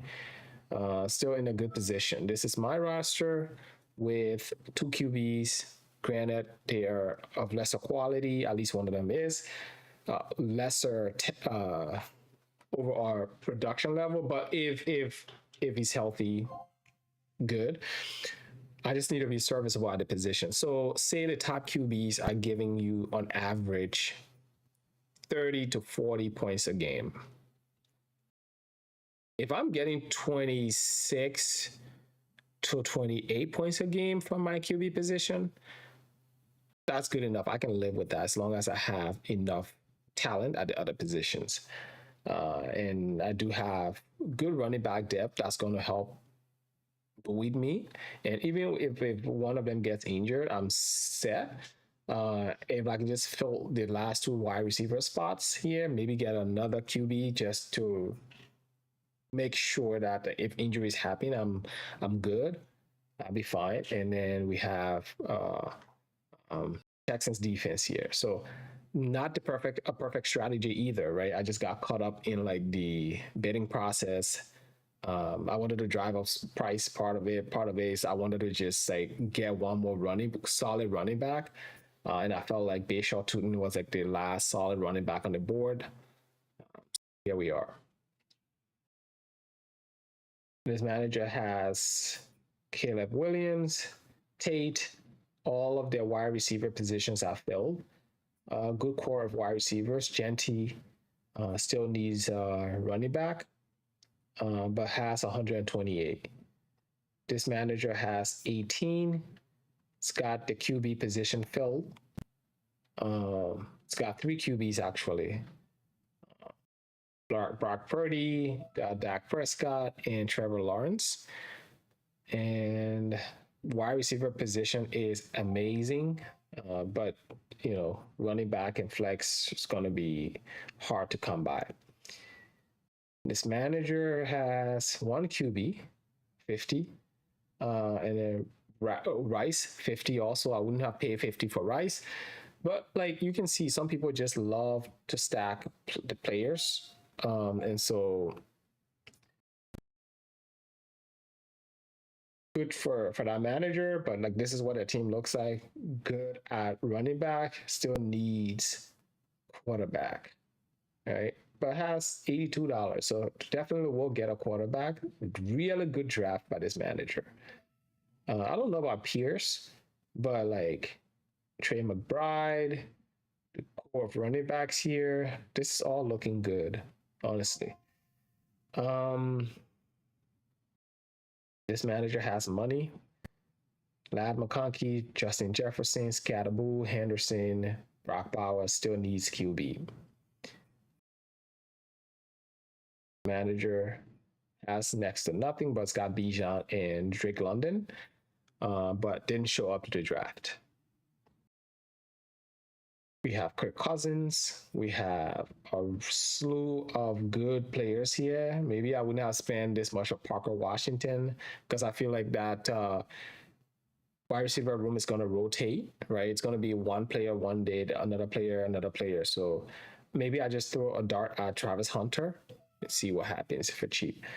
And then we have Hampton and Ramondre Stevenson, Rico Dowdle. We got the 2 top NFC North tight ends here. Marvin Harrison, bench is starting to get filled out. Jackson Dart is still on the board. And then we have this manager that has $112. Asian Chase, I want to say Chase, Jesus. Chase Brown. I'm tired, guys. And then Harold Fannin and then Drake May.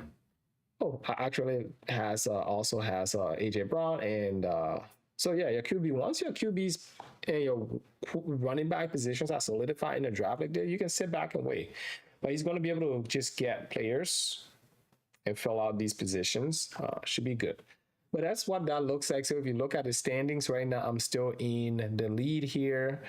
Because I just have a ton of value at this running back position. I got some value at wide receivers. I can up that a little bit. Defense is also good. So yeah. Jackson Dart for $24. So you see that waiting pays off. You know, Jackson Dart is actually a really good gift for $24. Because we don't have money anymore, we can't partake. Like speaking for myself, because I don't have money anymore, I can't partake in the Jackson Dart sweepstakes. So I would have rather spend that money on Jackson Dart than spending 30 for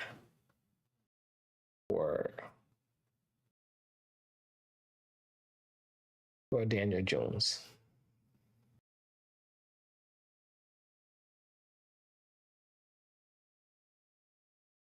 So yeah, QBs are going at a premium now. I could get Tyler Shoke for what I got, but it's okay.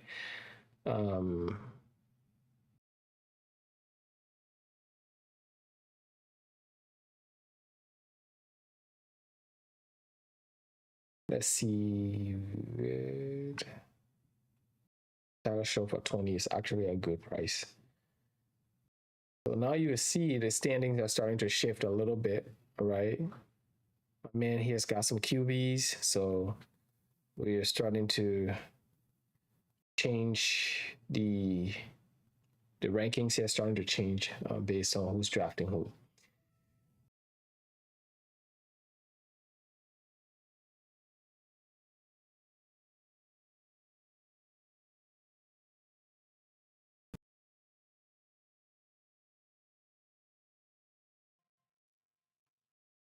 Bo Nix, I think Bo Nix goes for close to 40.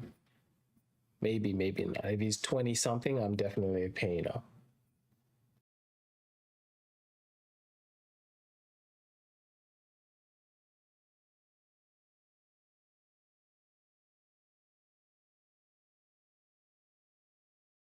Here we go.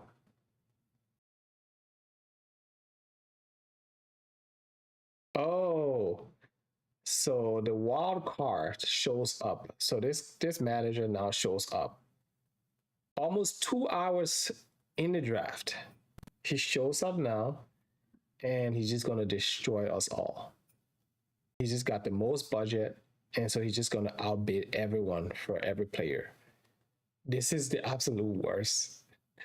You don't want this because a guy sitting here with almost a full budget. He's got Jonathan Taylor. He's got his full budget. This is a 2 QB league. He just showed up right now. Maybe I should have taken the past 2 hours off and just show up now. Maybe, but still not the right strategy. So I'm just gonna now feed the machine. For those who need QBs, you're gonna have to pay up, or else.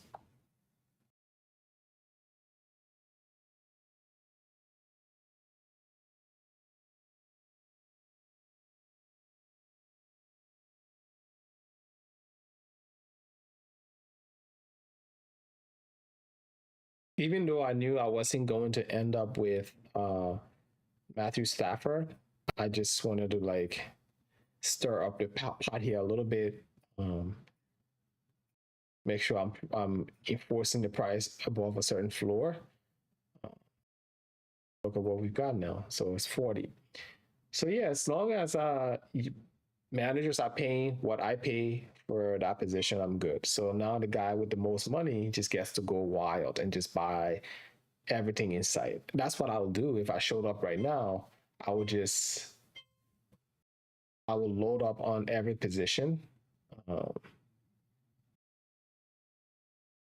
Yeah, and go that route.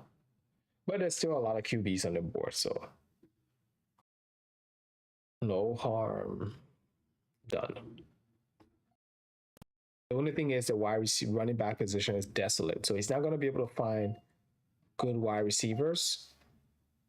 But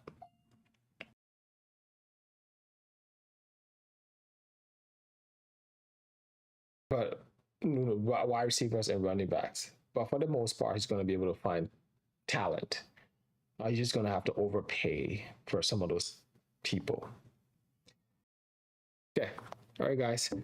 I need to take a little bit of break. I will just put the draft on here and let it run. because I'm pretty exhausted. It's 2 hours now since I've been doing this, so I'll just you can keep seeing what these players go for.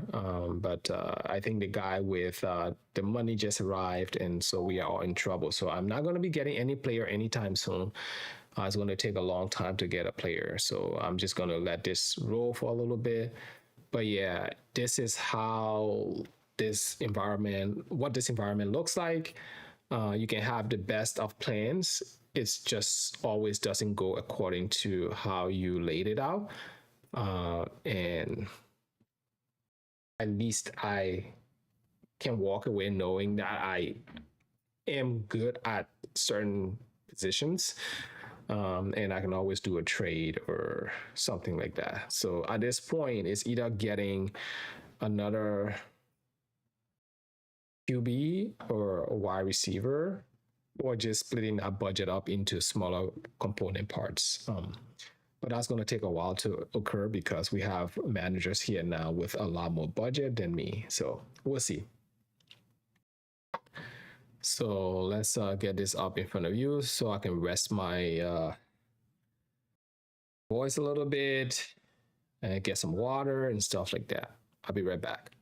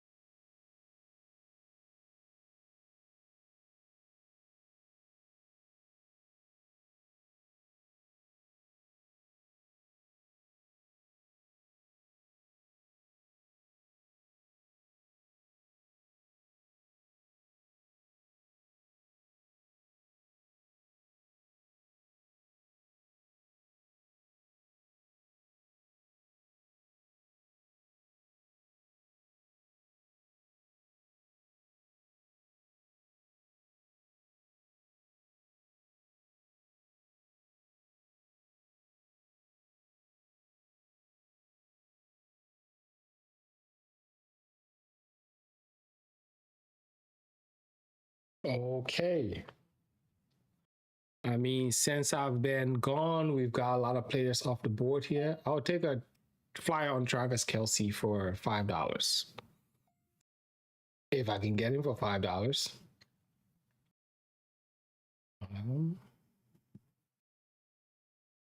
yeah, I'll let someone else spend there. For the first time in years, I finally invested in Travis Kelce last year because I don't tend to draft like the top tight ends.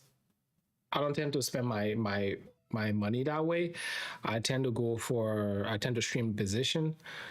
Um, and for the first time, I drafted Kelce last year, and yeah, did not go well. So at this point in the draft, where I need a QB and I need other positions, I'd rather just go there and stream the position. So I think I have a better upside streaming the position than the alternative.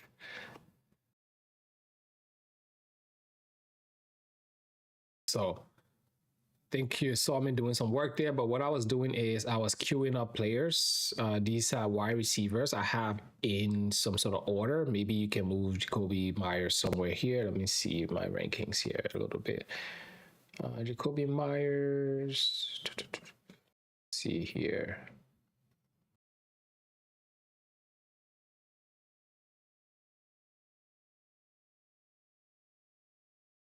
Yeah, Jacoby Myers, I've got ranked behind Chris Godwin before DK Metcalf, before Quentin Johnston, before Josh Down. All guys are gone. So I will put him right there behind Wandale Robinson. Um, I'm still waiting for some of this money to come off the board, so I can get hopefully one of these guys. If I can get two of these guys, like that's amazing with the budget I have, but it's unlikely. So I'll probably end up with some combination of like Wandale and Myers and Shakir, but that's okay. I can always find value in the season at wide receiver than it is to find a running back.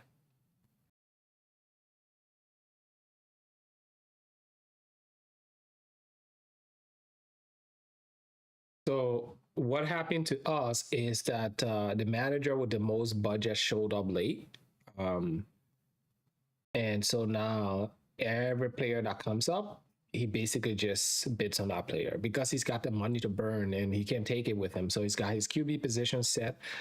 He did pay up for Bo Nix and Jared Goff and definitely salvage his draft here. He's got Jonathan Taylor, a running back, and Brooks. So if Brooks stays healthy this year, could have something there. But there's still some good value at running back. And I think he's going to just go ham right here and just get as many of these guys as possible and try and make it work. I would just I would throw this guy here. I'll throw a Bixby here. I'm starting to plot my next moves now. At this point in the draft, I don't have a lot of money. And so I'm just going to pick up who I can pick up on the running back front because I have good base at running back. So it's not really moving me one way or another. So I'm just dropping guys I think I can end up with in my queue for later when the going gets going. So yeah, it thins out pretty fast. So love.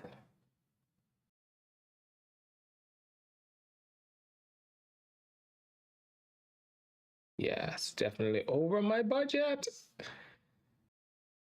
Darn it. I'm not gonna be able to get Kyren guys like that. Most likely not. So it is okay. But what I'm gonna be able to do here is let's see. It still needs this guy's got all of the NFC North QBs. Caleb Williams, Dunze stack. Okay, everyone's doing some sort of stack. I really don't get it. It's like if you are doing a stack, you have a lot of terrific weeks, and you're going to have some terrible weeks. Because if your QB struggles, that's like two players right there, that are struggling on your team. Whereas if your team is more heterogeneous, you may luck out and get 3 touchdowns from the opposing QB that saves the game for you. So I really don't get the stacking. I get it for bigger name players like say Amara, Jamal Chase, guys like that. I get it for those guys. I don't get it for like everyone trying to do a stack. So okay. So I think with managers who have money right now, I just going to build up in other ways with not a lot of talent left on the board. So getting 2 solid tight ends that are crucial in the pass game could be flex for you. So yeah, Andrews and Dallas Goedert for around close to $30 or something. Or 28 or whatever the amount is. It's good value. It's good value here. He's got good core at wide receiver, but his running back position needs help. So at this point, if you have money, just spend it. It's no need to hold on to it. So I think managers are starting to realize that. So you're getting some of that that cash being burned. So let's just look at the positions here for a second. We have a running back. We still have some decent-ish running back prospects. I mean, Kyle Monangai, if something else happens to DeAndre Swift, he stands to benefit. RJ Harvey, I'm not sure what to make of this year. Are they really going to feature him with Dobbins healthy? I say not. So I'm just spending elsewhere. I'd rather go elsewhere and look for opportunities. So these are the running backs that are on the board. It's pretty slim here, and so if you need to fill the position, you're going to have to spend a premium for the second tier running backs. But that's okay. I mean, if you have the budget to spend, go ahead and spend it. At the wide receiver position, we still have some good depth here. There's still guys I can pick up and throw in my flex. I've got Deebo Samuel here. I've got McMillan here. I think he does well this year in our Baker Mayfield offense. So like if I'm trying to do a stack, there's still guys here I can pick up. Pittman, Myers, Wandale Robinson, Xavier Worthy, I'm staying away. Jalen Coker. So yeah, still a lot of good players here that I can pick up. So if all holds well, I'll be able to find some value. The guys that are probably going to end up on my bench are guys like Flournoy. Hunter I may pick up later. No Jerry Jeudy, Jennings. Guys like that, right? No Calvin Ridley. So there's still some good enough startable players here that you can just, in a pinch, throw on your bench. Tyreek Hill is still here. If he comes back this season and he's healthy, he can make a difference. I'm not going to rely on him. We're seeing with Brandon Ayuk.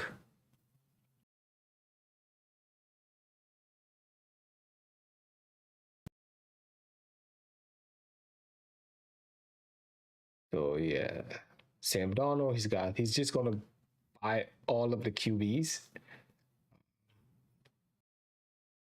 But I don't blame him. So if you corner the market, if you have that much budget and you corner the market, players are gonna get hurt, and managers are gonna come to you. And when those managers come to you, you make them pay up for every single player. So I think that's what he's doing here. He's just going to spend his money on anything he deems quality enough, and then managers have to pay up. So this guy was waiting all of this time to pay $28 for CJ Stroud just to get a QB, right? So it is going to be punitive with the manager with the most budget here now is going to be punitive to get any player. So that's just the price of doing business.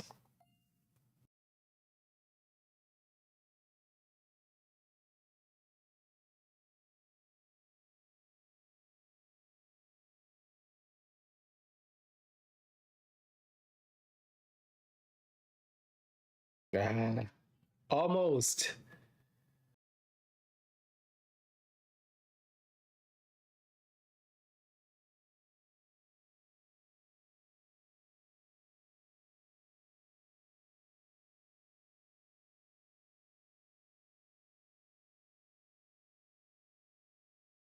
So his roster is filling up pretty fast. So you just gotta weather the storm when you're in drafts like this, where the guy has more money at this point. You just gotta weather the storm. Just sit back, let them get some players. You're not gonna compete with them, right?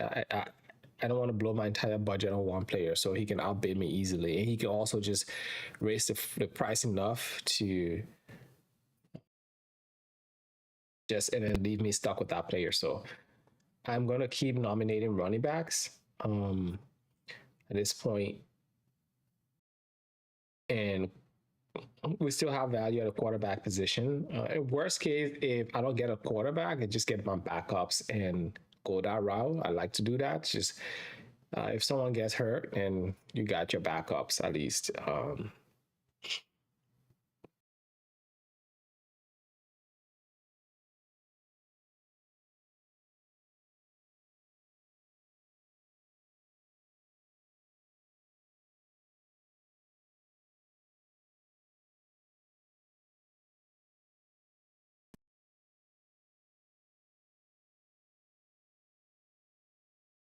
Yeah, I think my camera is overheating, so I'm just gonna shut it down for a little bit. Pardon the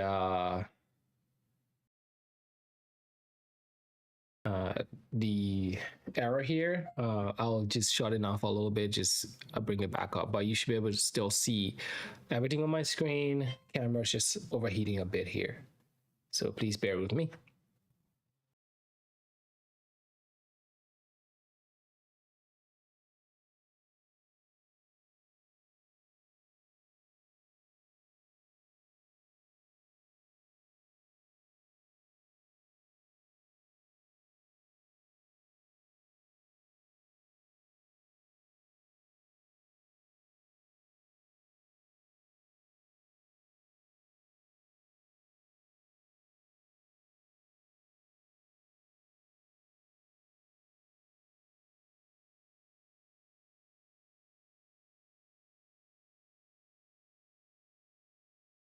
RJ Harvey at $21 is wild against supply and demand. So I'm at this point, I'm just playing the game. I'm just trying to get players on there.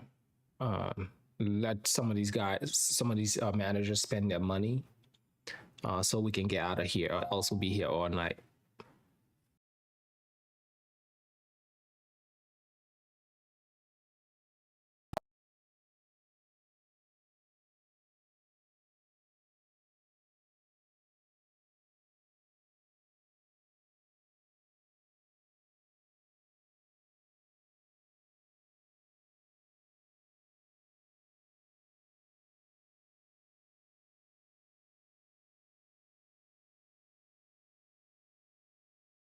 And the manager with the most money is gonna win these exchanges um, in most cases than one. They can outbid me. So if he's going for over 23 or 22, that's over 23 is how much I can afford. So I couldn't afford him. So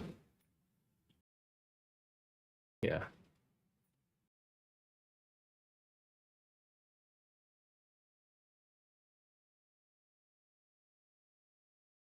But with five players of this type off the board, budgets will dwindle a bit here. So it'll bring everyone, to par. So I'm still waiting.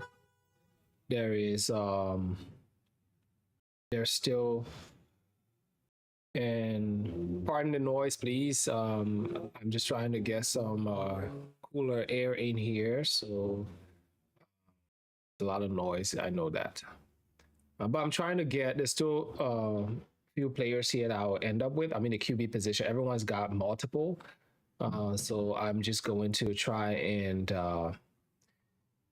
get my backups at this point if I can get, say, Cam Ward.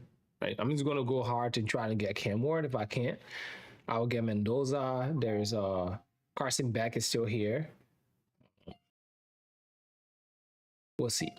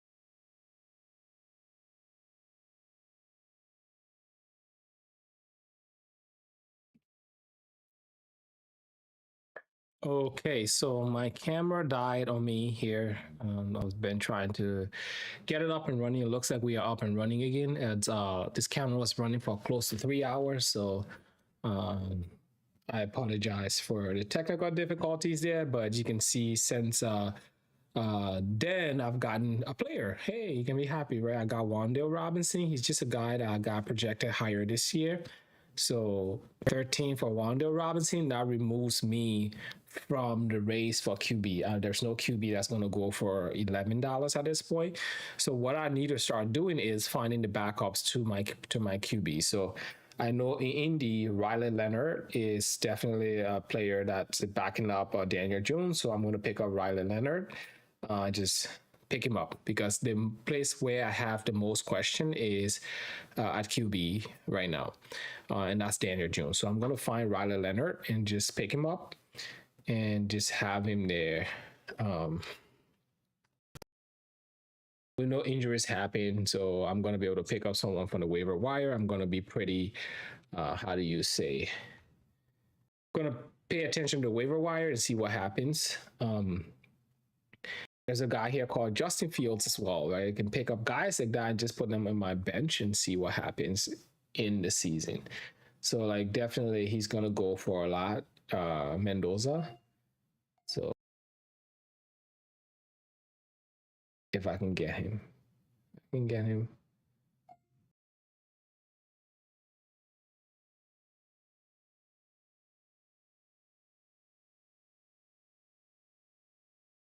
Yeah.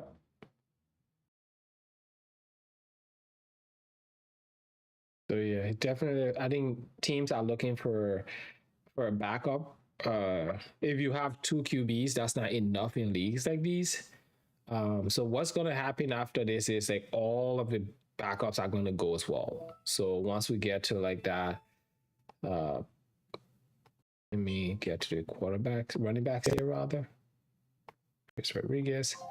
Once we get to that point where players are going off the board for $1, you will see a lot of players going off the board here as backups. So um, all of the backups are going to be kind of scooped up. I just want to make sure I have a little bit of room, wiggle room to pick up Riley Leonard. And not that he's like special, but like if Daniel Jones doesn't come back, he goes down for whatever happens to Daniel Jones. At least I have some sort of protection there until I can figure out what's next. Secondarily, there will be a lot of players hurt. QBs, it happens every year. So I'll be able to pick up players and just stream the position, pick up players on the waiver wire, anticipate, and do all of that stuff. So a lot of like winning your leagues is managing your rosters, working the waiver wire. I do have a trade chip here that's sitting on my roster here, willing to be traded at any point. So I can trade a running back and get depth at certain positions. So I'm good here. But like at least I can protect myself by leaving with guys like Riley Leonard. So that's what I'm gonna do because if you look at the QB position now, there's no more. There's Tua, and that's it. And then there's Carson Beck, right? Tua, Carson Beck. Maybe take a shot at Shador. We'll see. We'll see. I don't know what's going on with Anthony Richardson. Is he gonna get traded? Not get traded? But beyond that, really, there's just all of these guys have backups, and so you want to make sure you get you leave here with some backups. Another backup I want to leave here is Minnesota's. So let me see here. Kyler Murray, and then what's the player's name? Let's see here. Minnesota.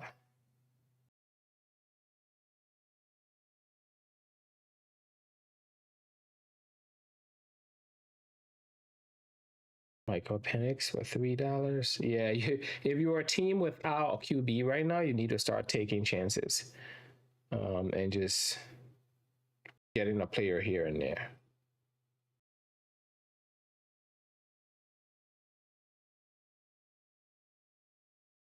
Minnesota, JJ McCarthy. Jesus, I couldn't come up with a name.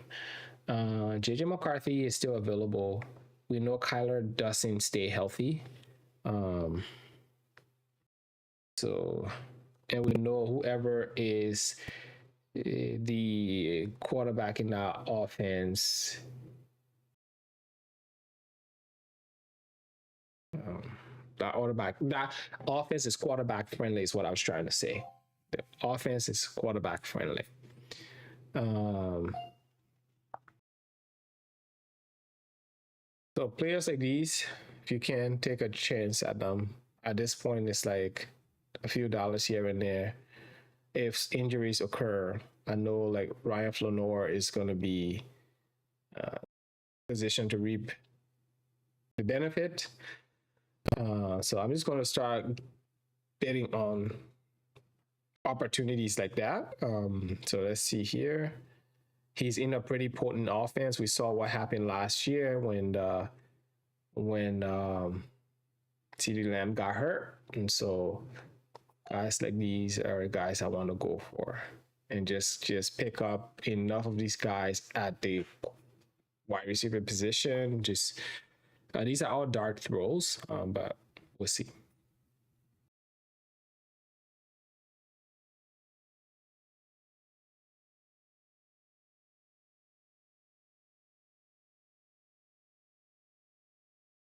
At this point, you can't be too choosy. So if you look at my who I have here, I still got guys like Shakir. I still got guys like Myers. Hunter is a guy I can pick up if he doesn't never plays wide receiver this year. That's also okay. Rashid Shaheed going for 20 plus probably at this point. So yeah. Cade Klubnik, will he play at some point? We don't know. So there are just so many storylines at QB this year. You might get a bunch of these rookies playing at some point. If like Geno Smith doesn't pan out, a guy who can play is definitely Cade Klubnik. So guys like that, just keep your eyes on them over the course of the season. If you are in a Superflex league like this, what else? Carson Beck is definitely going to get some playing time, but I don't think he's going to go for $9, which is what I have right now. But yeah, the team with the most money is basically got who he wanted. He's got 3 QBs. He did a good job for a guy who showed up late. Deebo Samuel, Sutton, Stephon Diggs, Addison. So this team is serviceable, right? It's not perfect, but it's serviceable. So good overall. So we are all in the same bucket here. There's still the bot here, the manager here with no QBs whatsoever, and nothing else. So he didn't show up. At least these two managers showed up, and they salvaged their draft. This manager didn't show up, so it'll be ridiculous right now if this manager shows up. We are done for. We'll be here for another 2 hours. So hopefully he doesn't at this point. Hopefully he does as well to build his team.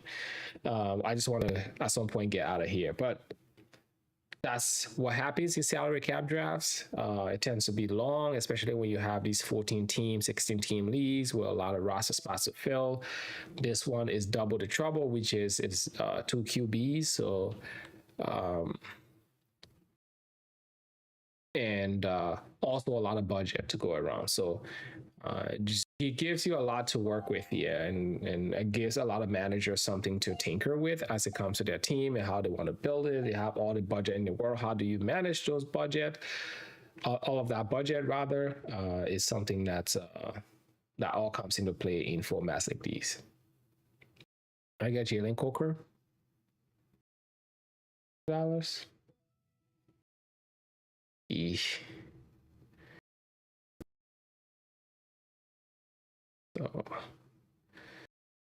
So I got Jalen Coker for $5. Not bad. Buckheads Unite, right? It's what Matthew Barrett would say. So I mean, I think I did overall well. I just got enough players to throw in my wide receiver position Um, I still got some bench spots to fill, but we are all here. And so I'm just trying to find value right now. If I see a player that's going for cheap, I pick him up. I will worry about tight end. I will just stream the position. I'll worry about tight end. When we look at the tight end position, let's see what we've got here. We've got Likely is still here. Ferguson is still here. Shaq Okonkwo is still here. Strange is still here. Jawan Johnson is still here. Hunter Henry still here. AJ Barner. So like, there's still a good chunk of players here to select from. So I'm going to start just picking some of those players. A guy that I'm high on is Kenyon Sadiq. Don't know how healthy he will be this year. But we have Mason Taylor if he's not available. Dalton Schultz is also a guy who is projected to do a little bit better this year. And so I'll look at Dalton Schultz as well. And so yeah, there's still a lot of good value to be had here at tight end. So when we look at the board, we see, let's see here, results. Let's see, the standings rather. Like most teams, besides my team and a few other teams that are in hopefully the same bucket as me, need a you need a quarter tight end. So I'm going to try and get. Whoops. Okay. So he spent all his budget there.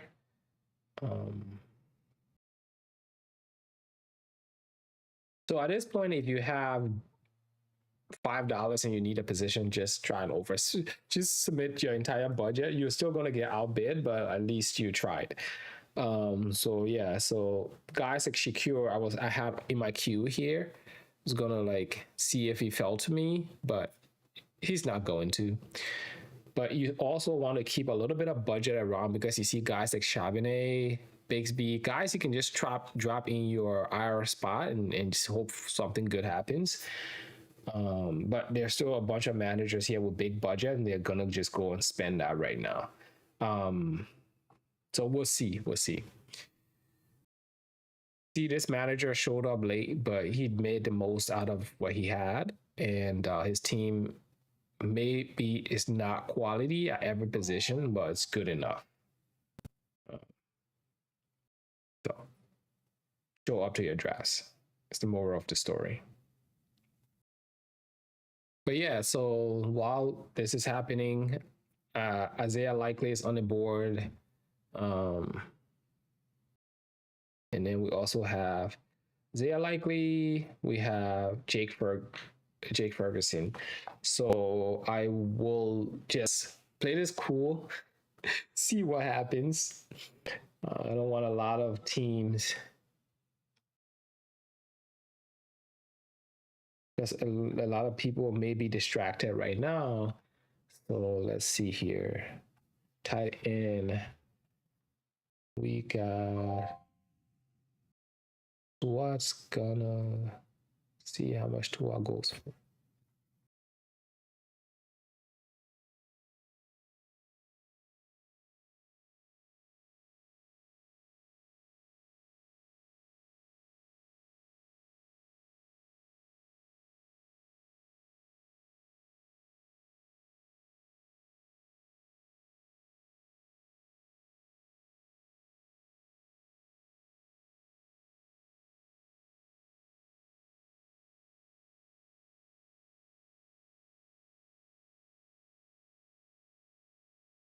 Yeah, so he got Malik Willis.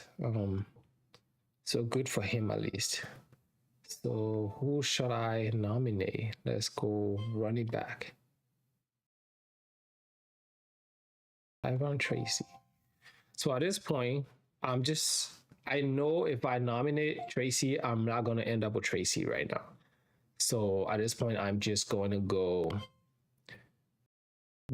let someone else spend the money there. Hopefully, frees me up to spend my measly $5 at tight end here. I'm targeting these two guys. May not end up with any of them. Check Okonkwo to Washington. see, Juwan Ferguson, Juwan Johnson.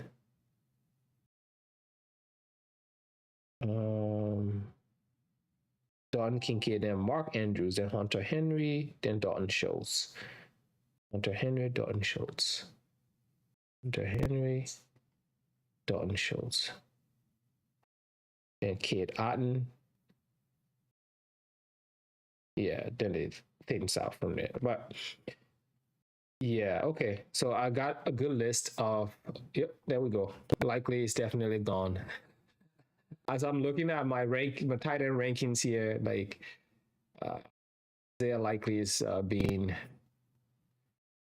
drafted for an astronomical amount for me right now. But that's okay. I got options.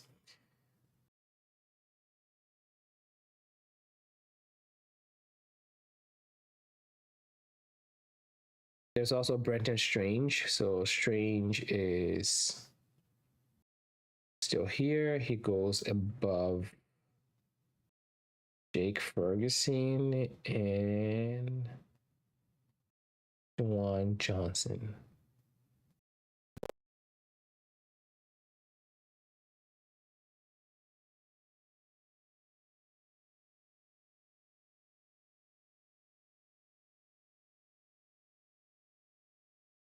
Brenton Strange, Ferguson, Juwan Johnson, Brenton Strange, Ferguson, Juwan Johnson. Yeah, so in that order is how I have them ranked. Let me see who just went. Brendan Aubrey, okay.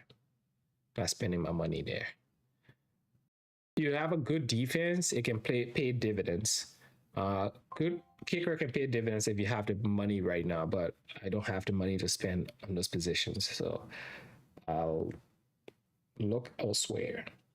And if all else fails, I will do the good old stack and do Cade Otton. You know, so that's what I'm going at. That should be good enough for to get one of those players. And then see what else surfaces. So let's look at my queue right now.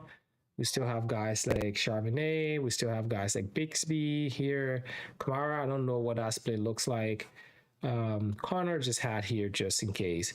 I have Riley Leonard I want to pick up. I have JJ McCarthy I want to pick up. Carson Beck I want to pick up as well. So of all of the teams that still need QBs, this is what it looks like. I'm most likely not going to end up with Carson Beck, but that's okay. As we all get to the bargain bins at some point, we'll just pick up whoever we can. But if you look at the bargain bins, I'm going to focus on wide receiver. Like Jalen McMillan is a guy that I definitely can pick up and pair with Baker Mayfield. Who else? Jalen Naylor is a guy that's, we don't know who's going to be the number one in the Raiders offense. So there's still a lot of good enough players here. So I'll pounce on Jake Ferguson for now, see if anyone outbids me. No, fine.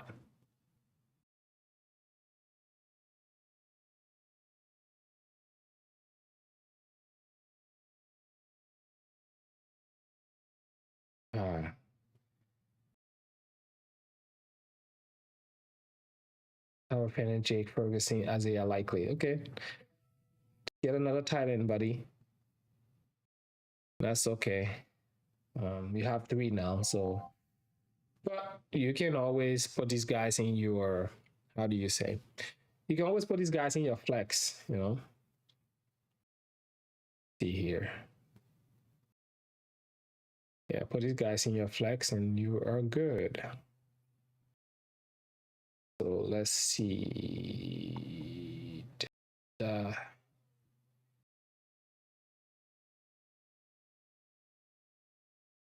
Yeah.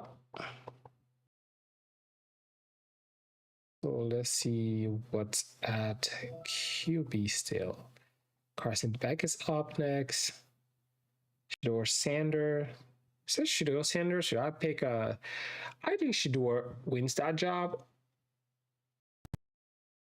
but I don't know honestly.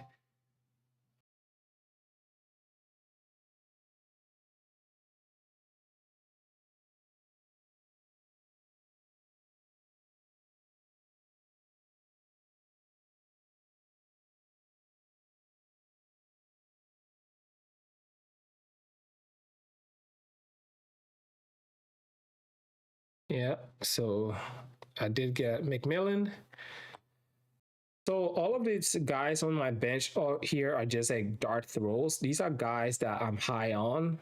We know what McMillan looked like when he burst on the scene. And so I think if he comes back and he's healthy, I think he has that rapport with Baker Mayfield. Baker Mayfield is in a contract year. I think he's pretty pissed off. So, so just guys like these that can basically win your league for you if the opportunity is right. It's the type of guys I'm going to try to pick up right now. For the most part, I just need to fill this spot with guys like these, and if one of them pans out, that's good enough for me. That's my wide receiver 3 here, and then I can keep rotating players into this position. But one of those guys are going to like pan out.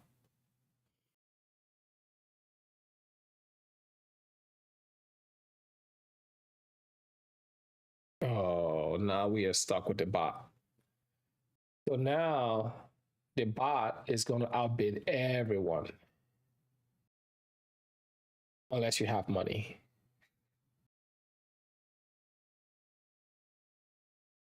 Or unless you're first.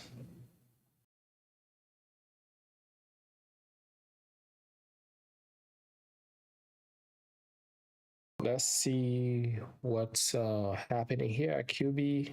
I mean, at wide receiver, still guys on the board. Makai Lemon is gone. Troy Franklin, no. Cooper Kupp, maybe. Jared Judy, Rashad Bateman, Trey Tucker, then Naylor, then Jaden Higgins. He went way earlier than he should have. McMillan, okay. Marquise Brown on the Eagles, Jacoby Lean.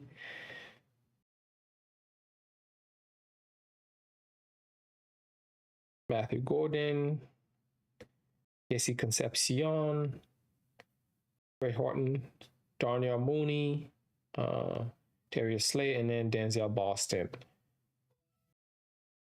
So, yeah, Jade Walker, Zacchaeus, Isaac Tesla, Cedric Tillman. Yeah, no, that's the names are scaring me now. Okay, so here we are. Here's what my roster looks like. I am gonna struggle at the wide receiver position. If these guys stay healthy, I'll be good. If Wandale performs, I'm good. Then I'm gonna have to find some sort of like one of these guys to like help me navigate the season. What else? But I'm solid at running back. I don't need to pick up backup running backs at this point because I'm solid. I may even trade one of these guys for QB depth or wide receiver depth, but we shall see.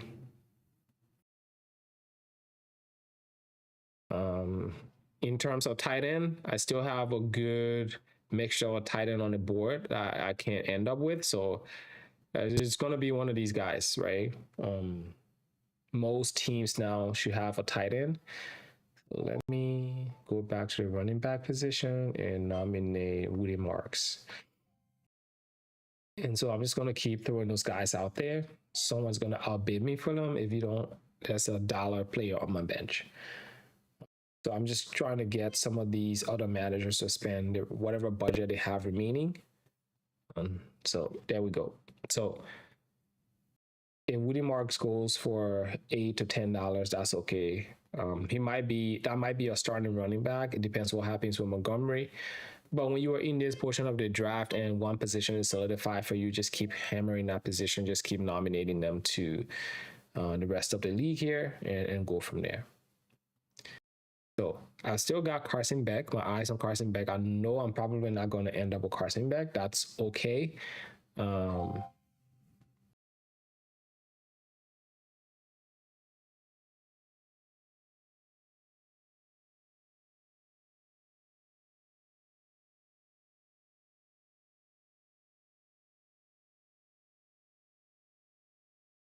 So yeah, so you can see that these are 21 roster spots we have to fill in a 14-team league.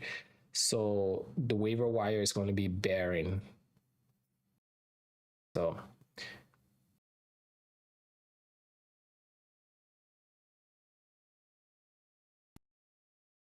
it's good to have depth. I've been hearing stuff about Jaden Blue. I'll drop him here as well. Dylan Simpson, guys like these, right? Brian Robinson. If something happens to Bijan, he stands to benefit. Yeah, Pacheco. At this point, I'm just saying, Allen here. You need to start like making plans for when you are up. Once it starts to rotate and move faster and faster, because like we are all out of budget here. You want to be set to go with your queue filled and stack with the players you want, instead of like frantically trying to find a player in the midst of everything that's going on.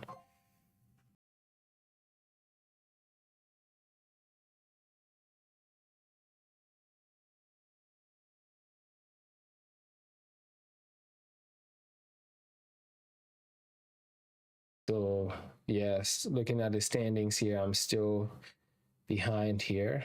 Some teams have pulled up ahead of me, just all right.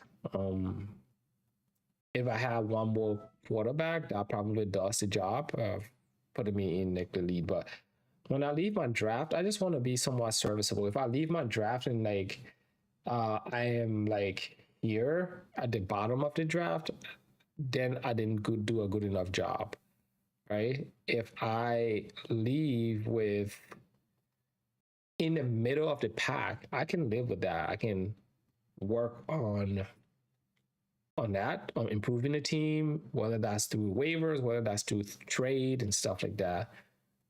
I bet you if I pick up a kicker here, I'll get like a good, it'll vault me up. So this is not everything, because the rankings don't mean anything until the game start and the injuries start to pile up. But it means something, like it lets you know how you did relative to your league mates. So talking about kickers here, we have Jason Myers. We can pick up Miami for Fairbairn. We can pick up. So like that's why I'm paying for Aubrey. I know Aubrey is a fantastic, but I think there are other kickers that may come close up for him at this point, where I don't need to spend that much money on a kicker. Okay. So yes, I'm just letting some of these budget dwindle. I'm just killing time at this point. I still have a tight end position to fill. Kicker, I may or may not draft a kicker. And then when the bargain bin comes, I just need to fill this position with a lot of like upside players. We'll see what those players look like. I looked at some running backs that I have in my queue. How about some wide receivers, right? Let's see what's available. Denzel Boston, Jennings. Harris is a guy who you never know. Jerry Judy, I'm not sure.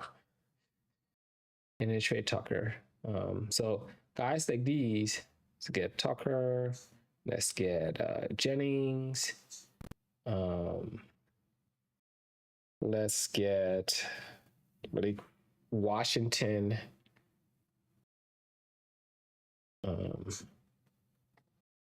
Calvin Ridley still here. I mean,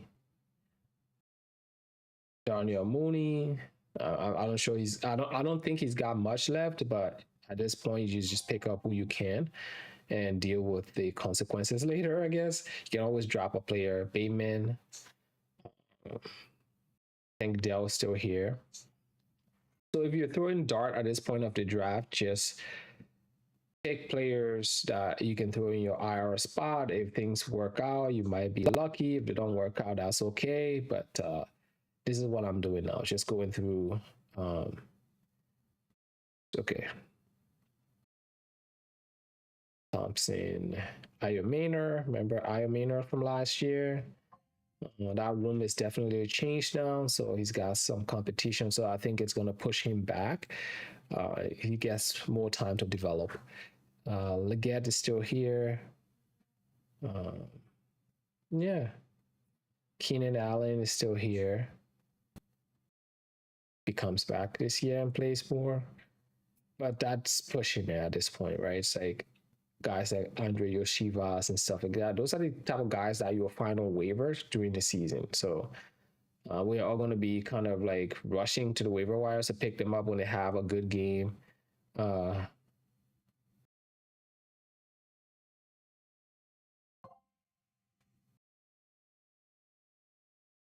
Kendrick Bourne is here.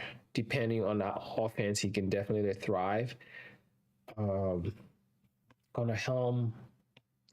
So yeah, you can, as you can see, most teams here now just have a good mixture of $3, $2, $9, whatever it may be. Another guy with $9 is definitely waiting for Carson Beck. So he's waiting for everyone to spend their money so he can get Carson Beck. I don't have a chance at getting Carson Beck at this rate. There's still managers just like sitting in here and waiting. Yeah, so maybe I'll nominate Carson Beck next round just to get him off the board, because I know managers are waiting, so I can actually get some of the players I want. Because it just becomes a waiting game at some point, and it prolongs the draft. So at this point, what, 7, 8, 9, 10? We are 3 hours in, so it's quite a long draft. And say the manager, the manager whose team is basically run by the bot here shows up. It probably stretches for another hour because everyone's going to sit down, wait just for him to go. And then we all go to try to pick up value. But there we go.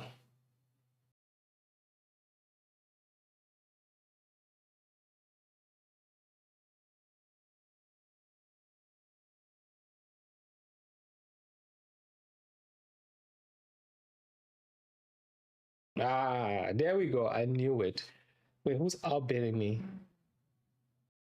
Okay. I knew he was waiting for Carson Beck, which is totally fine. So I'm gonna do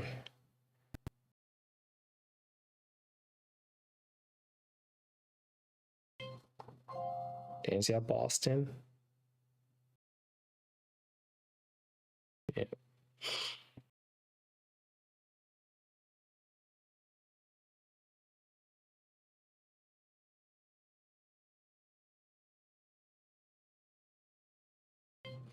And the reason why you see me scrambling is I don't want what happened earlier was I had Blake Corum in my queue, and as I didn't nominate a player fast enough, he was served to the Wolves, and he went for close to $30. So, but that's okay.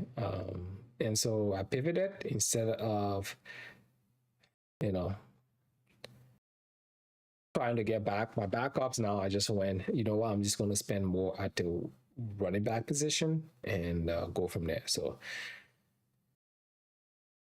yeah, so this is what my running backs look like. Derrick Henry, I got Kyren Williams, I've got Javonte Williams,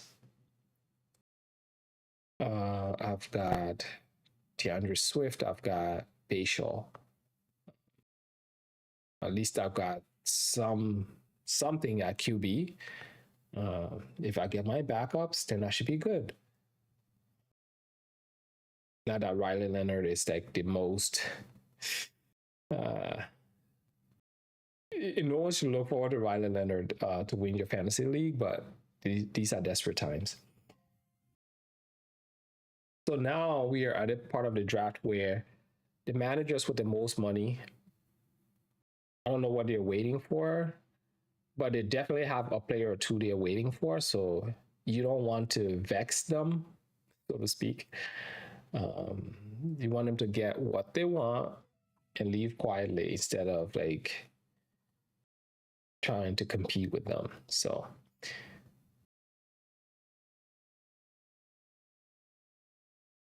I still need a tight end, a couple of tight ends actually.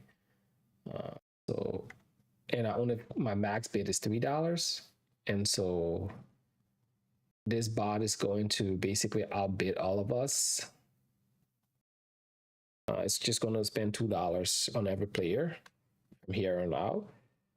So we'll see.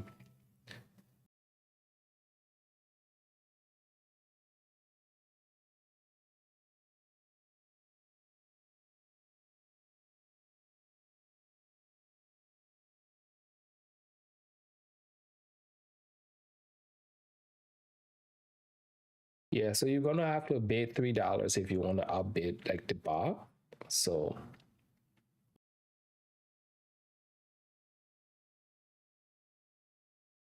at this point, every player is gonna go for $2 because the bot's got the most money, which is annoying when you're trying to get out of here. But it is what it is.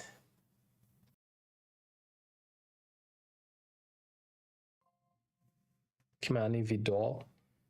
Yeah, I just think the last year was great, but I don't know. Really don't know. Let's see here. So he's got Connor Helm. Okay, cool. There we go. Did I miss something about Kimani Vidal? I mean, are we thinking Hampton gets hurt again this year? I doubt it, right? I doubt that he gets hurt, but again, you never know, right? Like that offense is projected to do amazing things this year. So George Sanders was still here. Maybe that's what all of like these managers were waiting for with their budgets. So everyone's waiting for Shedeur Sanders. But the thing is, everyone's got a budget, so makes it quite difficult if you were sitting there with $6.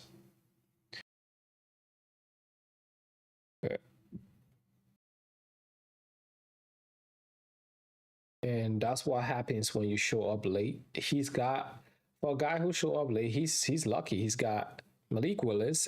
If Willis stays healthy and he's giving you one rushing touchdown a game, you're good. And Carson Beck is going to play at some point.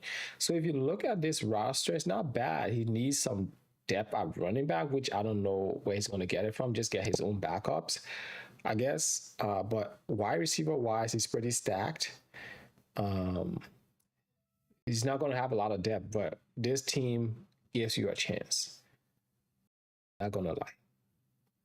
Carson Beck is going to play at some point. It's just a matter of when. So David Njoku's gone as well. Shedeur Sanders gone. So I'm just letting some of these players go off the board because I still got a list of players here I want to target. And the sooner we can get some of these other players off the board, the better. Like Juwan Jennings is a guy I want to leave with. Malik Washington at this point. Calvin Ridley at this point. you can go wrong. And I'll always take a Darth or a Tyreek Hill. If he doesn't show up, I drop and pick up a kicker. Same with Tank Dell. Right? We don't know what Tank Dell does this year. Is he going to be healthy enough? He has such a promising career too.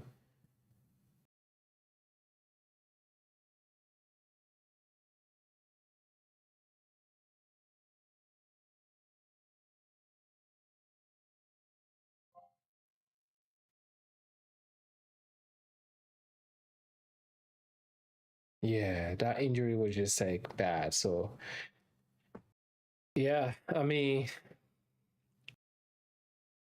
we'll see. Brandon Ayuk is still here. Man, just report so they can trade you.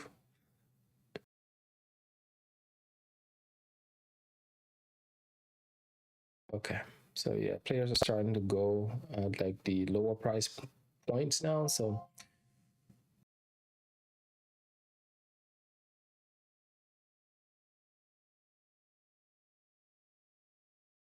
if I walk away with two of these players, I'm pretty set.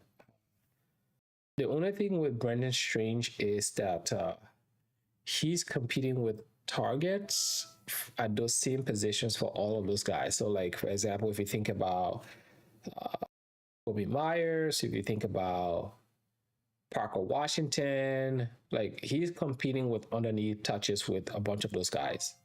And then you have the running back position as well. Oh, this is one of my kickers. Okay. How big?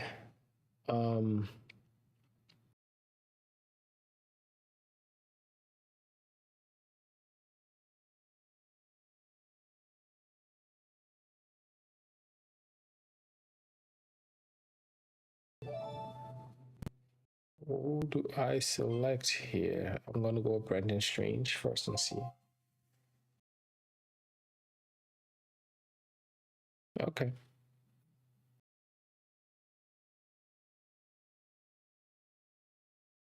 That's why you put feelers out there and just see what happens. So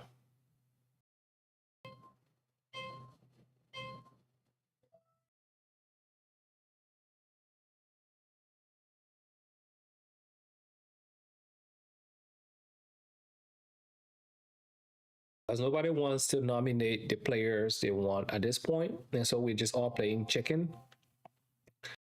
And so I had to sacrifice one of my pawns to understand what I'd have to go up against. The bot I can definitely bid up, but like I can definitely just play the game a little bit and just anticipate what it's not going to spend and spend my $3. But we'll see.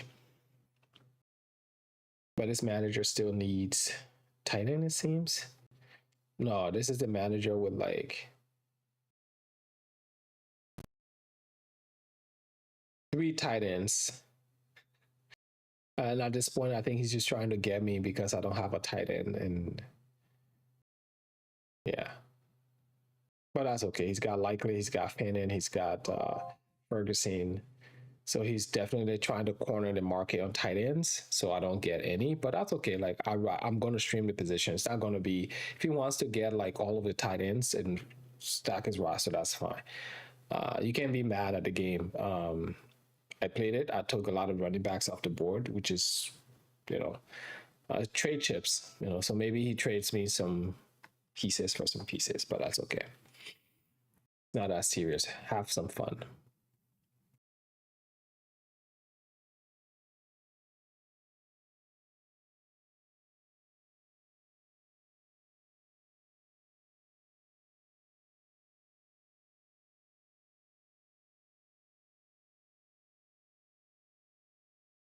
Let's see what his team looks like. Yeah, but he's got some good running backs. So why are you coming after me for a running back?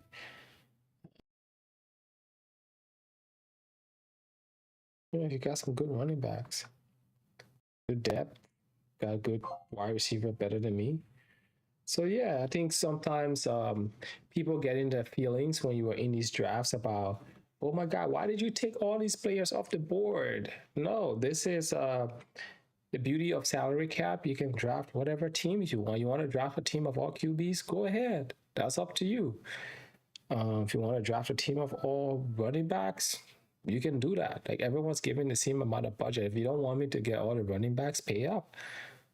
And don't take it personal. It's not that serious.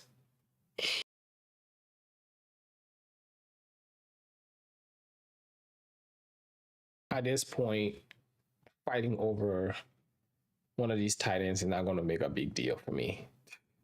They're going to perform relative to one another. So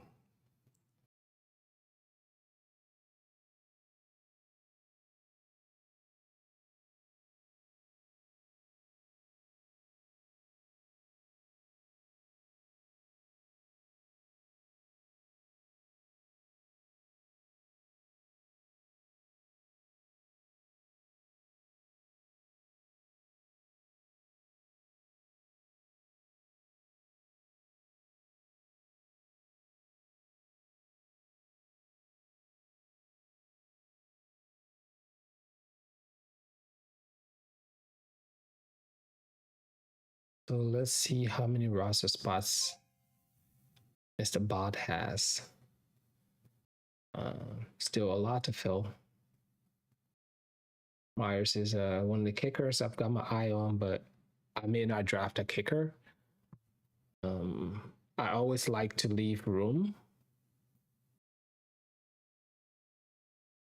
I always like to leave room for potentially a late find in the draft. So if we're going through here and something falls to me, I'm like, oh my God, I didn't expect them to be here, but I don't have our roster spots left. I can basically use my kicker spot. So I don't draft the kicker. There'll be times where I get the kicker and I'll leave the defense out if I don't get some of the top defenses and vice versa. It just kind of ebb and flows.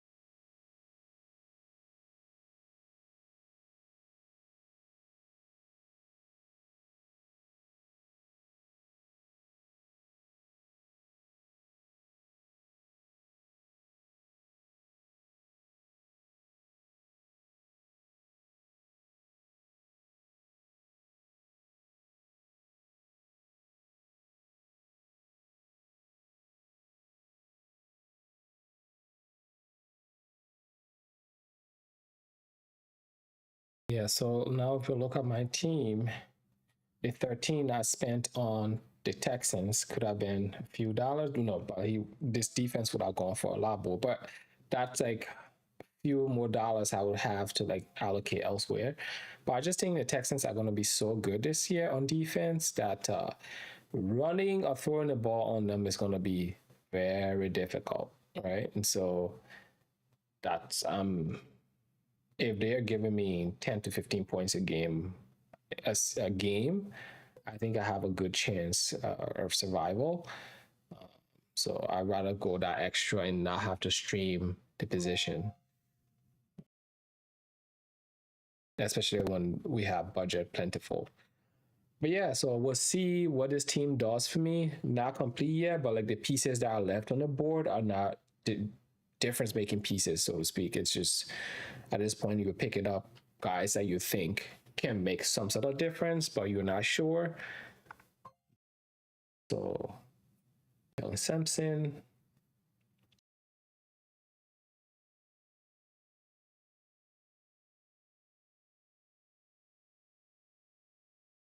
And let's just see here who's gone off the board. A lot of kickers now are going off the board. The defenses are going off the board. Let me see here. Trade. I want to do Tucker.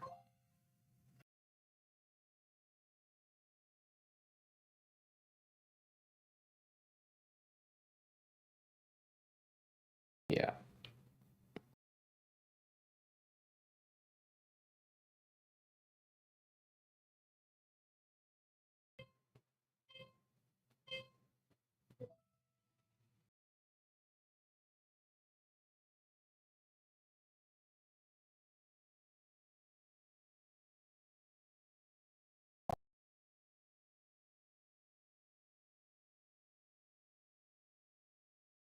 Yeah, so what's happening now is everyone's trying to get a player, and you're going to get outbid by the bots, which is fine. But if collectively you can get the bot out of there by just nominating players and staying away and let the bot bid on that player. But that doesn't tend to happen because everyone, there are teams here that literally have nothing at certain positions. So um, I understand them picking whatever they can get for the price point they can get it at. Um,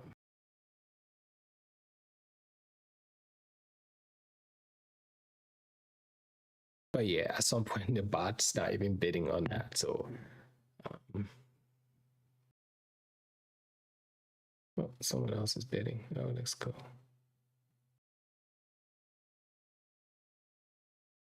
Yeah, he still needs some to fill some positions here. So yeah, so this draft can go on forever. Um, let's see. But I think by 11 o'clock we should be all said and done here.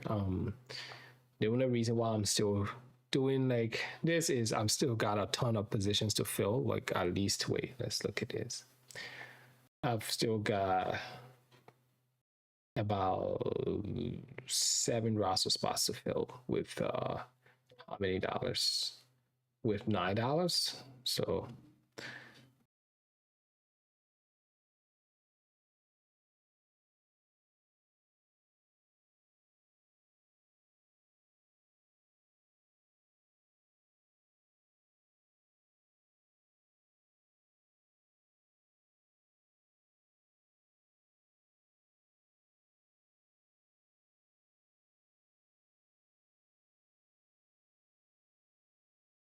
good. I've got tight end. One. Yeah. So just a little bit of patience to pick up some of the players you want. So I still got, I can still bid probably $2. My max bid is $2 at this point. Yeah. So,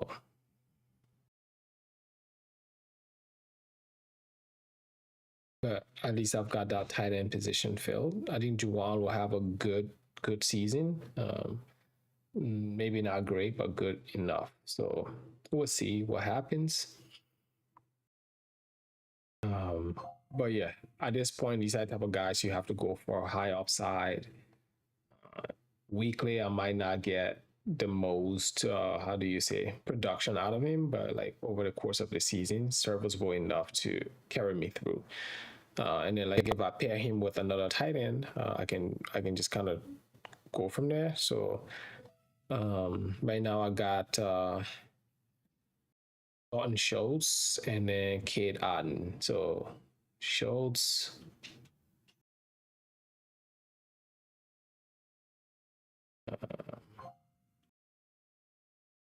and at this point, Cade. So if there's not a drastic difference between the two, I'll just like take Cade Otton, pair him with Baker Mayfield. But there's just a lot of like mouse in our offense. But yeah, all good stuff. We look at the tight end position, see what's there. Still, AJ Barner still here. This guy had like a good year, sneaky good year last year. It wasn't every game, but like there were some really big games for AJ Barner. So I don't know if he continues that, but we shall see. Kenyon Sadiq, I don't know what to expect from the Jets this year.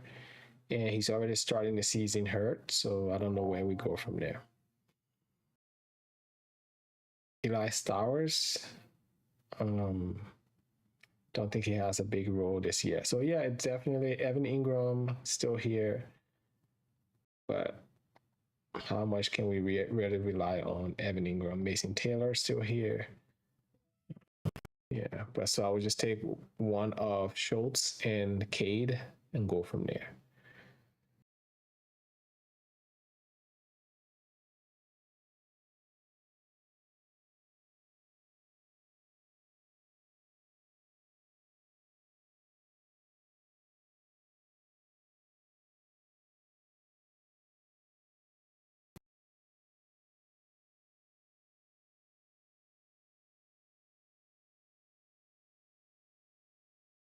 So this is my queue right here of players that I have my eyes on.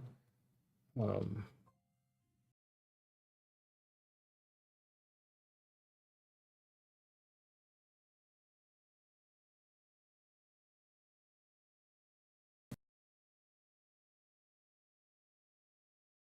Isaiah Davis. I'm gonna try Calvin Ridley. If I get outbid on Kevin Ridley, fine. Um,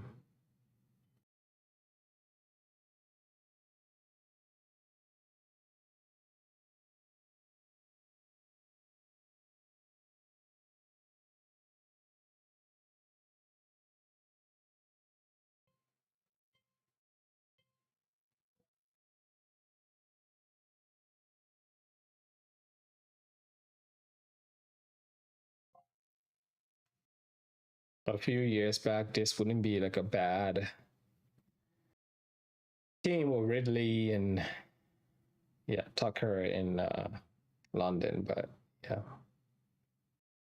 So this manager didn't show up to the draft, but the team is decent. But again, like this is like a super flex league, so as a manager, you have to show up, or else you get stuff like this. So if he has shown up, then you probably get um you probably get QBs evenly distributed. Let's go there with my okay.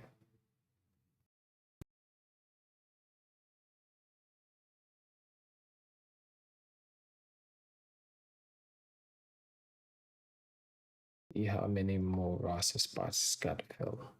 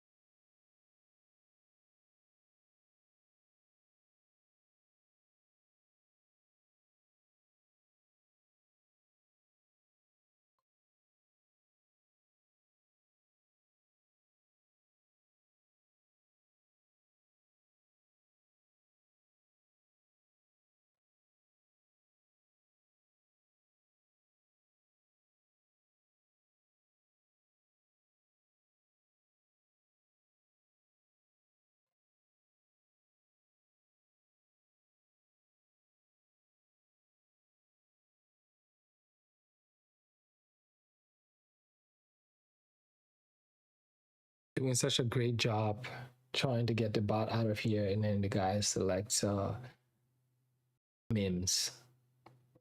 Good luck with Mims, sir.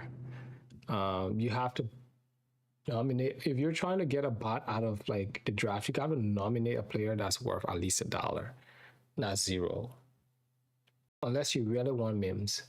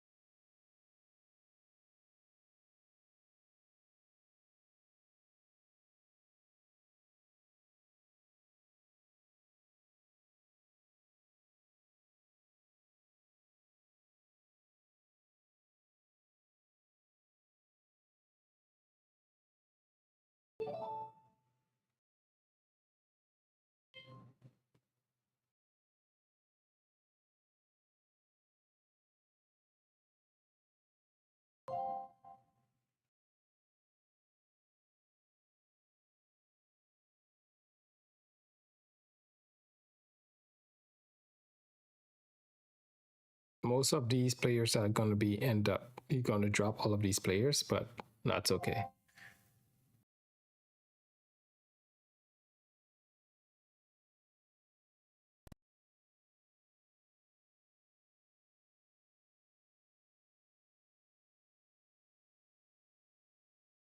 Like I said, if you're trying to get a bot out of the space, you have to nominate a player's worth $1. You can't do $0. Your numbers don't work like that.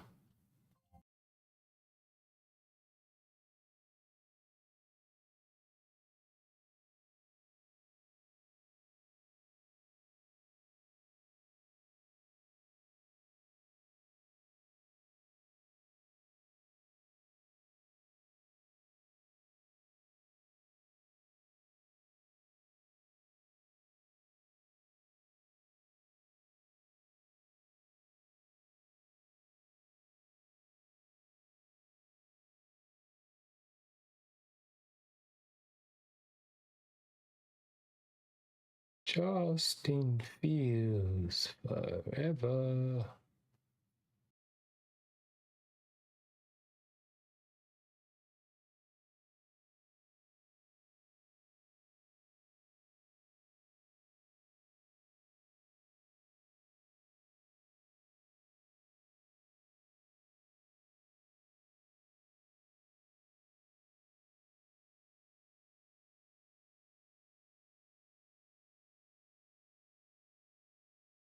All right.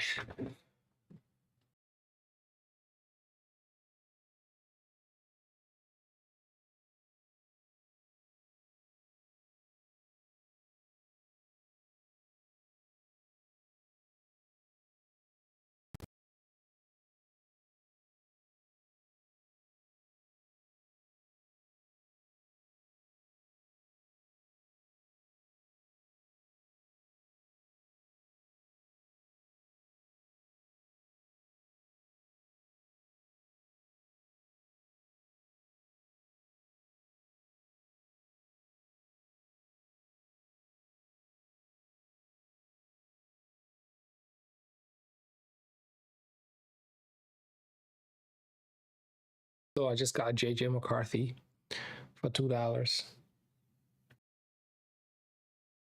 Um,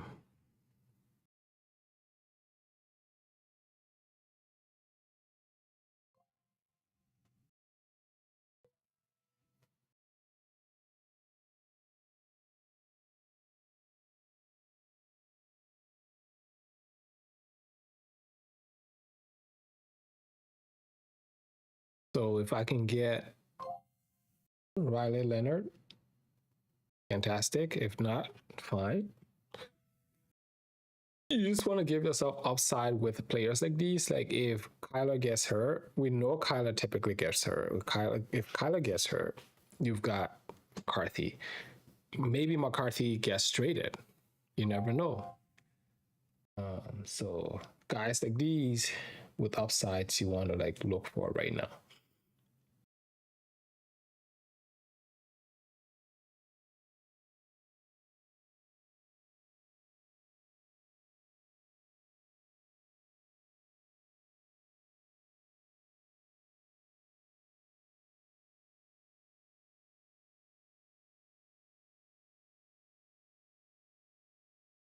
On the Bayman.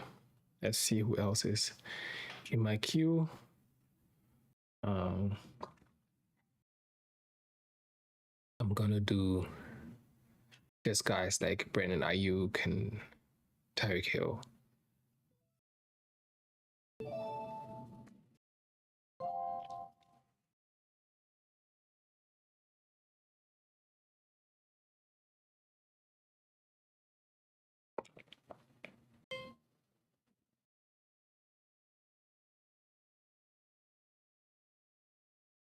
Yeah, Yeah, so I'm just gonna load my budget with guys like that. I mean, my bench with guys like that.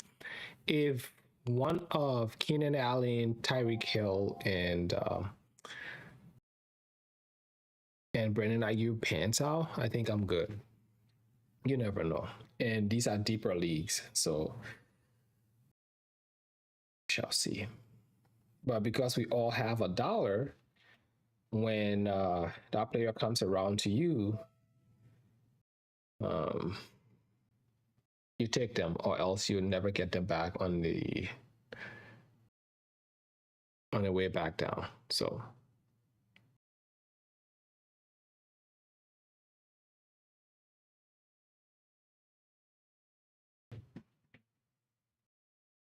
for the most part, most teams have got 2 to 3 QBs. Or more, I guess. See here.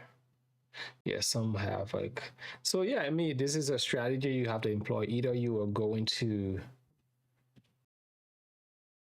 see here. Who else is gone? Carson Wentz is gone. Josh Alani, Brandon Ayuk.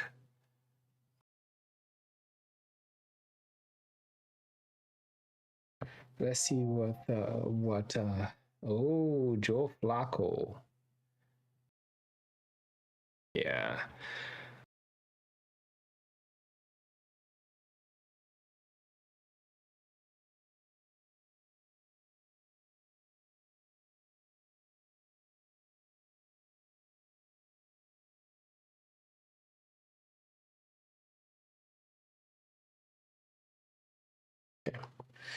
Let's see here who's left. I've got Ferguson.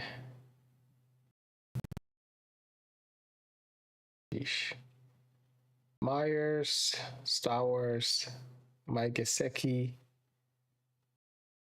Hey, Mike Gesicki. Here.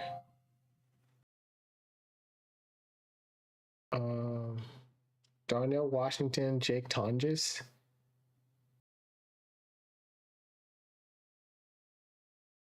I dropped Jake Tonges here. I know he's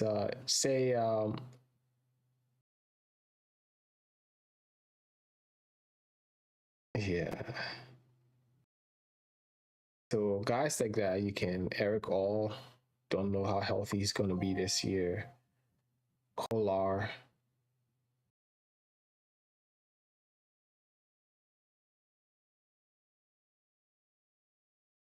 Ben Sinnott.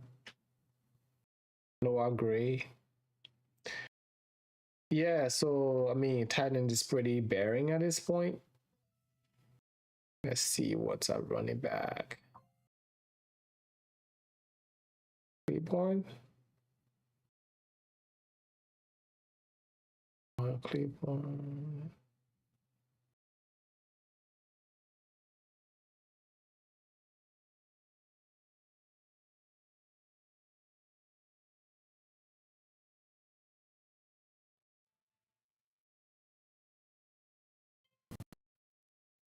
I want to go Riley Leonard here.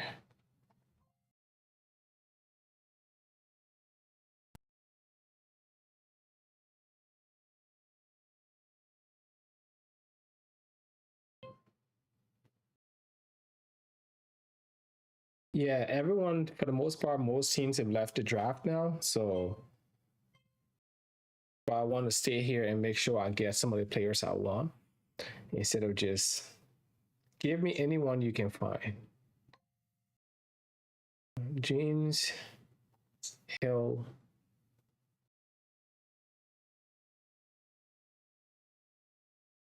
So let me see how many spots I've got to fill.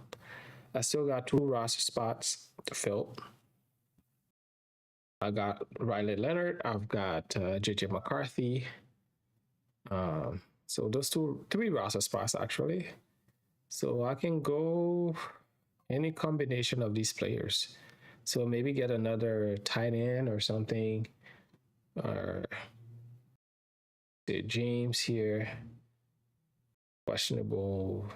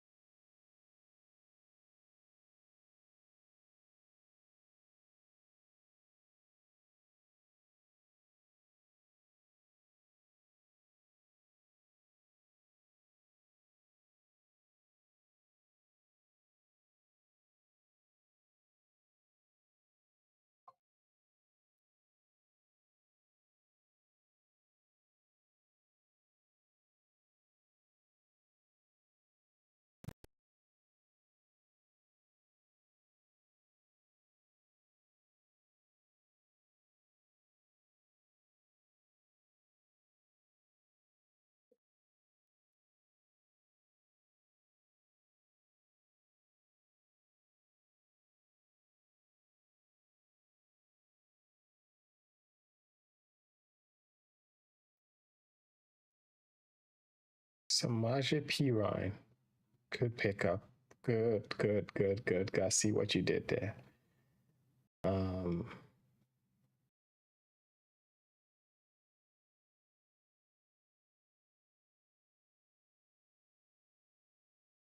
Singletary is still here. So I'm gonna go Hill. Oh, the bot is gonna outbid me. He's a dollar.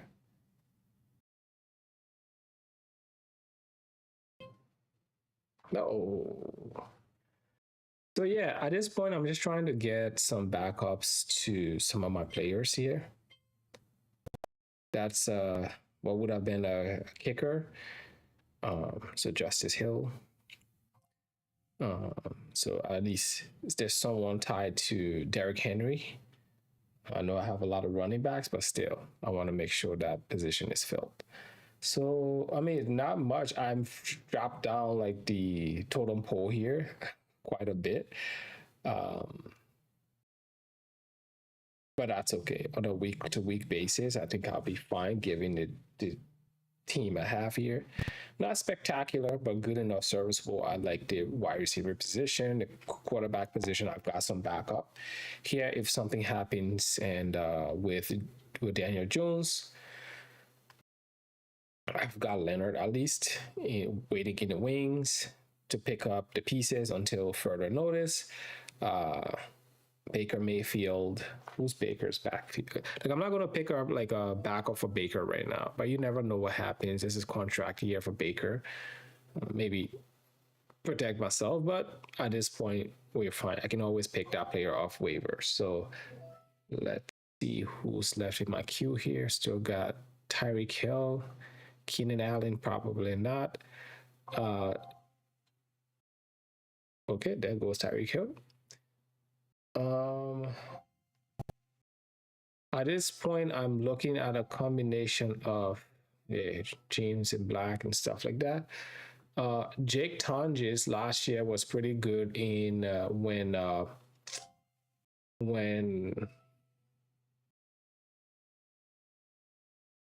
George Kittle was out. So maybe I just pick him up again. You know, never know what happens with Josh Kittle this year. Is he totally healthy? I don't know. So I'll go with Tonjes as opposed to Mike Gesicki. Have one more player left. Let's look at what's happening at wide receiver. Get Hurst, Slayton,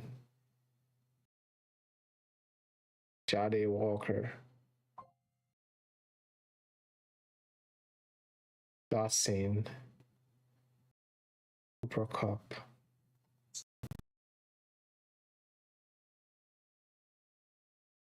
This is Keenan Allen. I think these guys are playing. Keenan, I don't know what's going on right now. When he plays, it might be good, but no.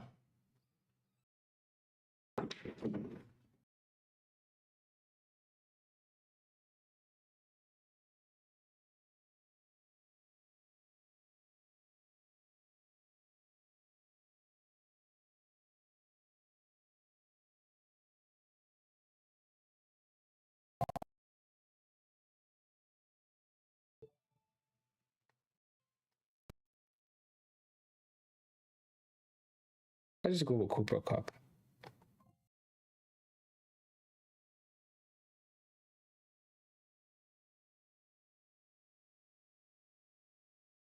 That is it, guys. So I'm just gonna go around here quickly, just show you what the rosters look like. Team one here did end up with a solid roster of wide receivers. Good enough wide receivers. The one I missed out on was Quentin Johnston. I should have got him. He spent less for Dobbins, paid up for Breece Hall, 51. And then Sam Laporta, 25, which is a good price. David Montgomery, Travis Etienne, and guys like these. So, I mean, on the bench, got what's his name? Kyler Murray here as like a backup. Wait. No, okay, that's a second QB. See, Kyler Murray. He's got Joe Flacco. He's got Kyler Murray. So he's going to plop Kyler Murray in there. So, yeah, good draft overall. And same thing here. Bo Nix, but still for 43. So I could have waited or not. The prices were going to be the same. But I'd rather spend a little bit more and get Bo Nix as opposed to Daniel Jones. And he's got Jared Goff, and then Sam Donald's backup. And then you have some really good depth on the bench here. Pittman, Harvey, Mason, Algier, Mitchell, and AJ Barner. So for a guy who showed up late to the draft, did quite a good job of rounding out the team, right? So this is not advisable. Show up to your draft. So yeah, so that's what that team looked like. And then we have,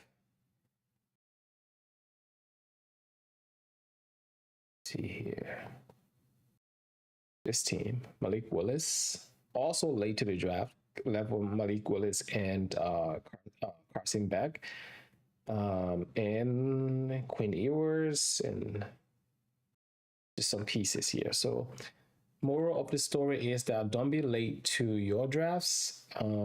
Make sure you show up on time. Make sure you were there so your season is not ruined, because a draft like that can easily ruin your season, because it's punitive, it's QB premium, and it's running back premium. So if you are late or not available, the bot is going to get at least a few top players for you. You're going to auto draft that position. Cool. It may not be bad, it might be serviceable, but when you have a QB premium and wide receiver premium, and when you have just how the league is set up, that every position requires the same level of attention, it can really hurt you very quickly. So he ended up with Kaya Manangai. No, this is a different team, but he did well enough. I showed up at some point. There was a manager that didn't show up and actually left with money on the table. And that's what happens. So this team has got also depth is questionable, but see what it did here. Tyler Huntley, Jameis Winston, Mendoza, and Lamar Jackson, and just backing up the QB position. So all good things here can front, as the kids say, I guess. So yeah, you can see where you have to make concessions when you have 4 wide receiver spots to fill.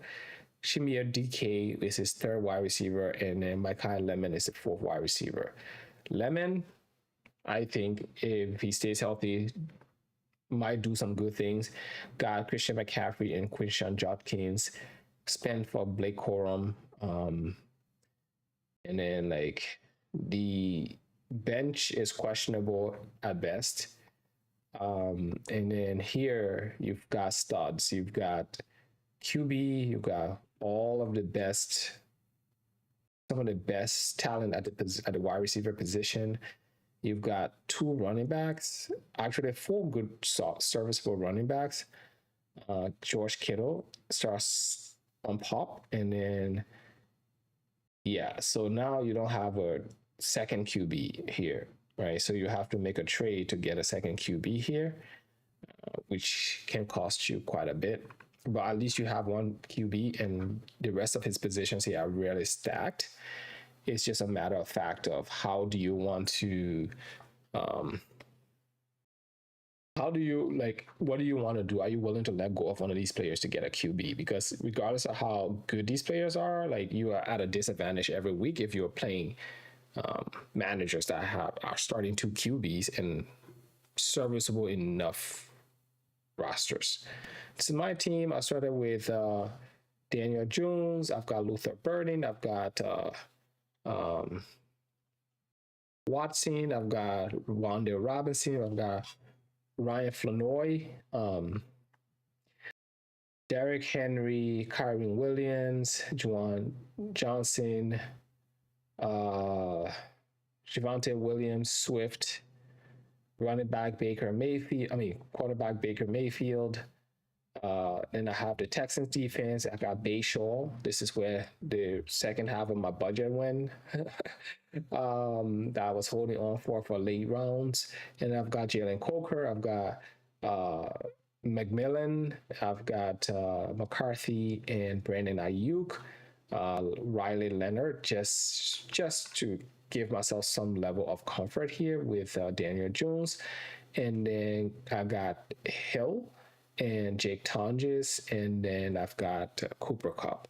So, meh, all right enough, right? Not special. Where I'm the strongest is at the running back position, but that gives me an opportunity to trade a running back confidently and recoup some value, at least as it relates to either QB or the wide receiver position. But we shall see what happens.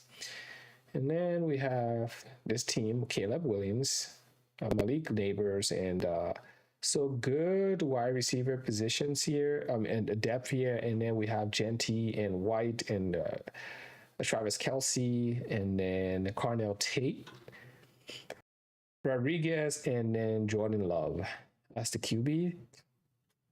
We have the Broncos. We have Dobbs. We have Malachi Fields, I think. Tua as his backup QB, and then Henry and Charbonnet, Shaq Okonkwo, and Isaiah Pacheco, and so on and so forth. And then we have this team with, again, went big. Camera, I think, is hot again. It's been a long, long time. So went with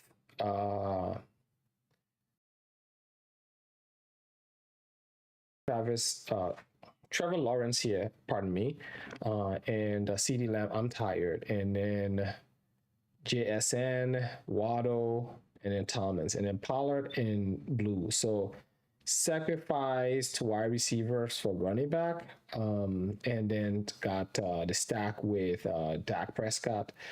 And this is what happens and also got Brock Purdy. This is what also happens when you were sitting down and like don't come to the draft without playing sometimes, or you just let everything pass you by. I think people sometimes are under the impression that how do you say, there will always be more positions. So I'm always monitoring to see which positions are still available, which positions are dwindling. When I see positions dwindling, then I try to get a couple players there that I think could be the foundation of my team, and just kind of go from there. So, but all good. It's running back is going to be putrid for him this season and the rest of his depth, but he's got enough pieces to be in the mix.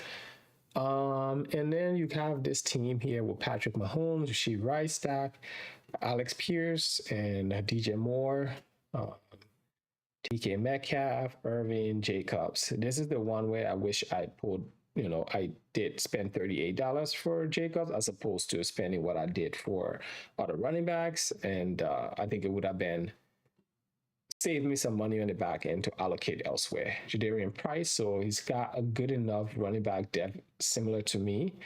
And then some good wide receiver depth as well. Definitely good quarterback depth.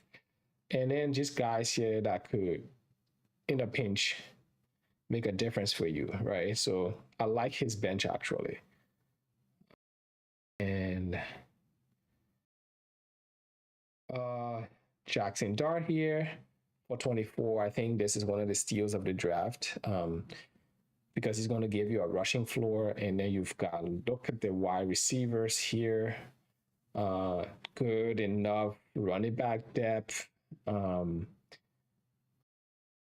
then good enough bench. And guys, you can throw into your flex. James Conner, if he gets traded, you never know.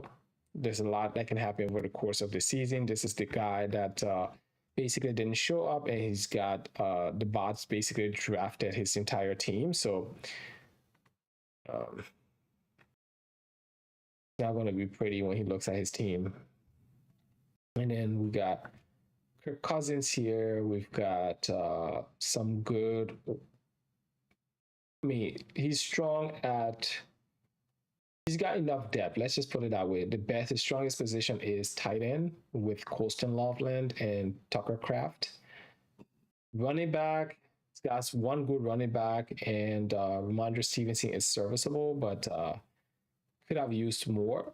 Got Jacoby Brissett. Okay, he's got good enough. He cornered the market on QB, so this way he can always trade a QB and get a player. So this is another strategy. If the draft is just getting away from you and you are sitting there late with money, spend on all the QBs, because at some point people need QBs to play, and so someone will give you a pretty penny for a QB later. And then lastly here we have this team with Jaden Daniels, AJ Brown, and then some pieces at wide receivers, and then we have the running back position here with Devon A-Chain and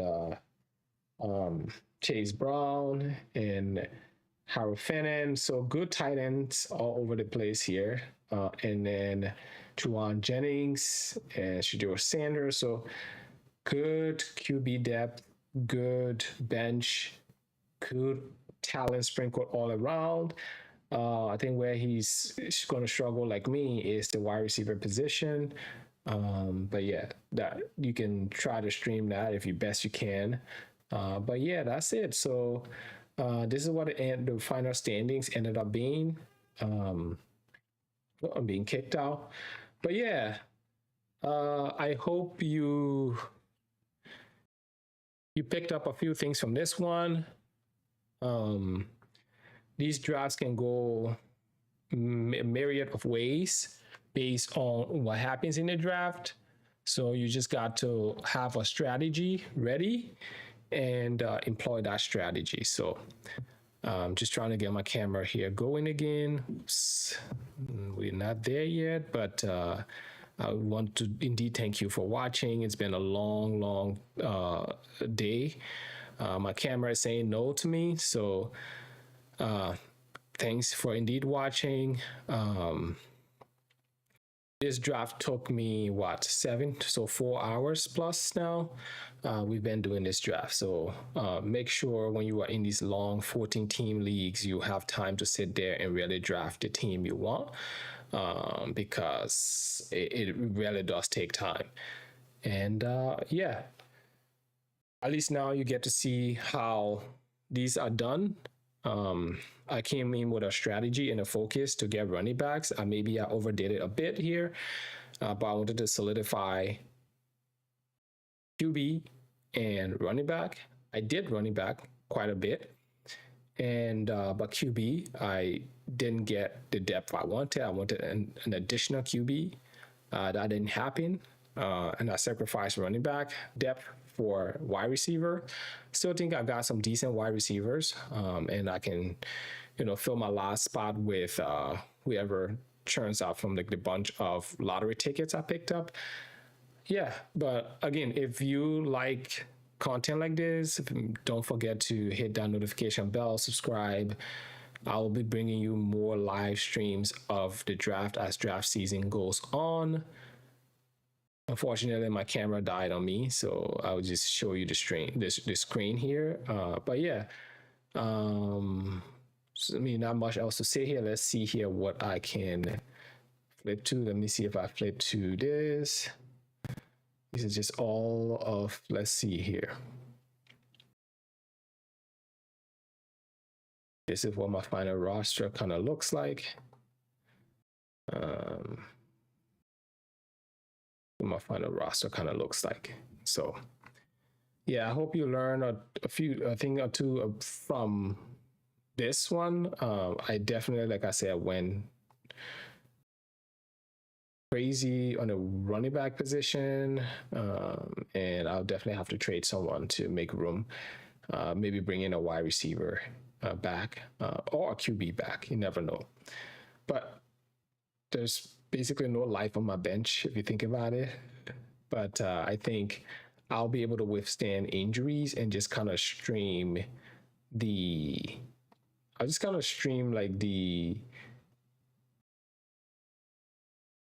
wide receiver position here, and knowing that I'm set at running back if anything should happen. But yeah, that's really it. Thanks for watching. I hope you'll tune in again for the next time around I do this. I have a lot of drafts coming up, so don't forget to hit that notification bell. So when I go live, I'll go live, so you can kind of jump in the chat and hang out with me, and we can continue to build this thing together. All right. Thank you so much for the time. I know it's been a long 4 hours. But this is what these longer salary cap leagues can take. It can take a whole 4 to 5 hours depending on the length of the draft. All right, until then, peace out.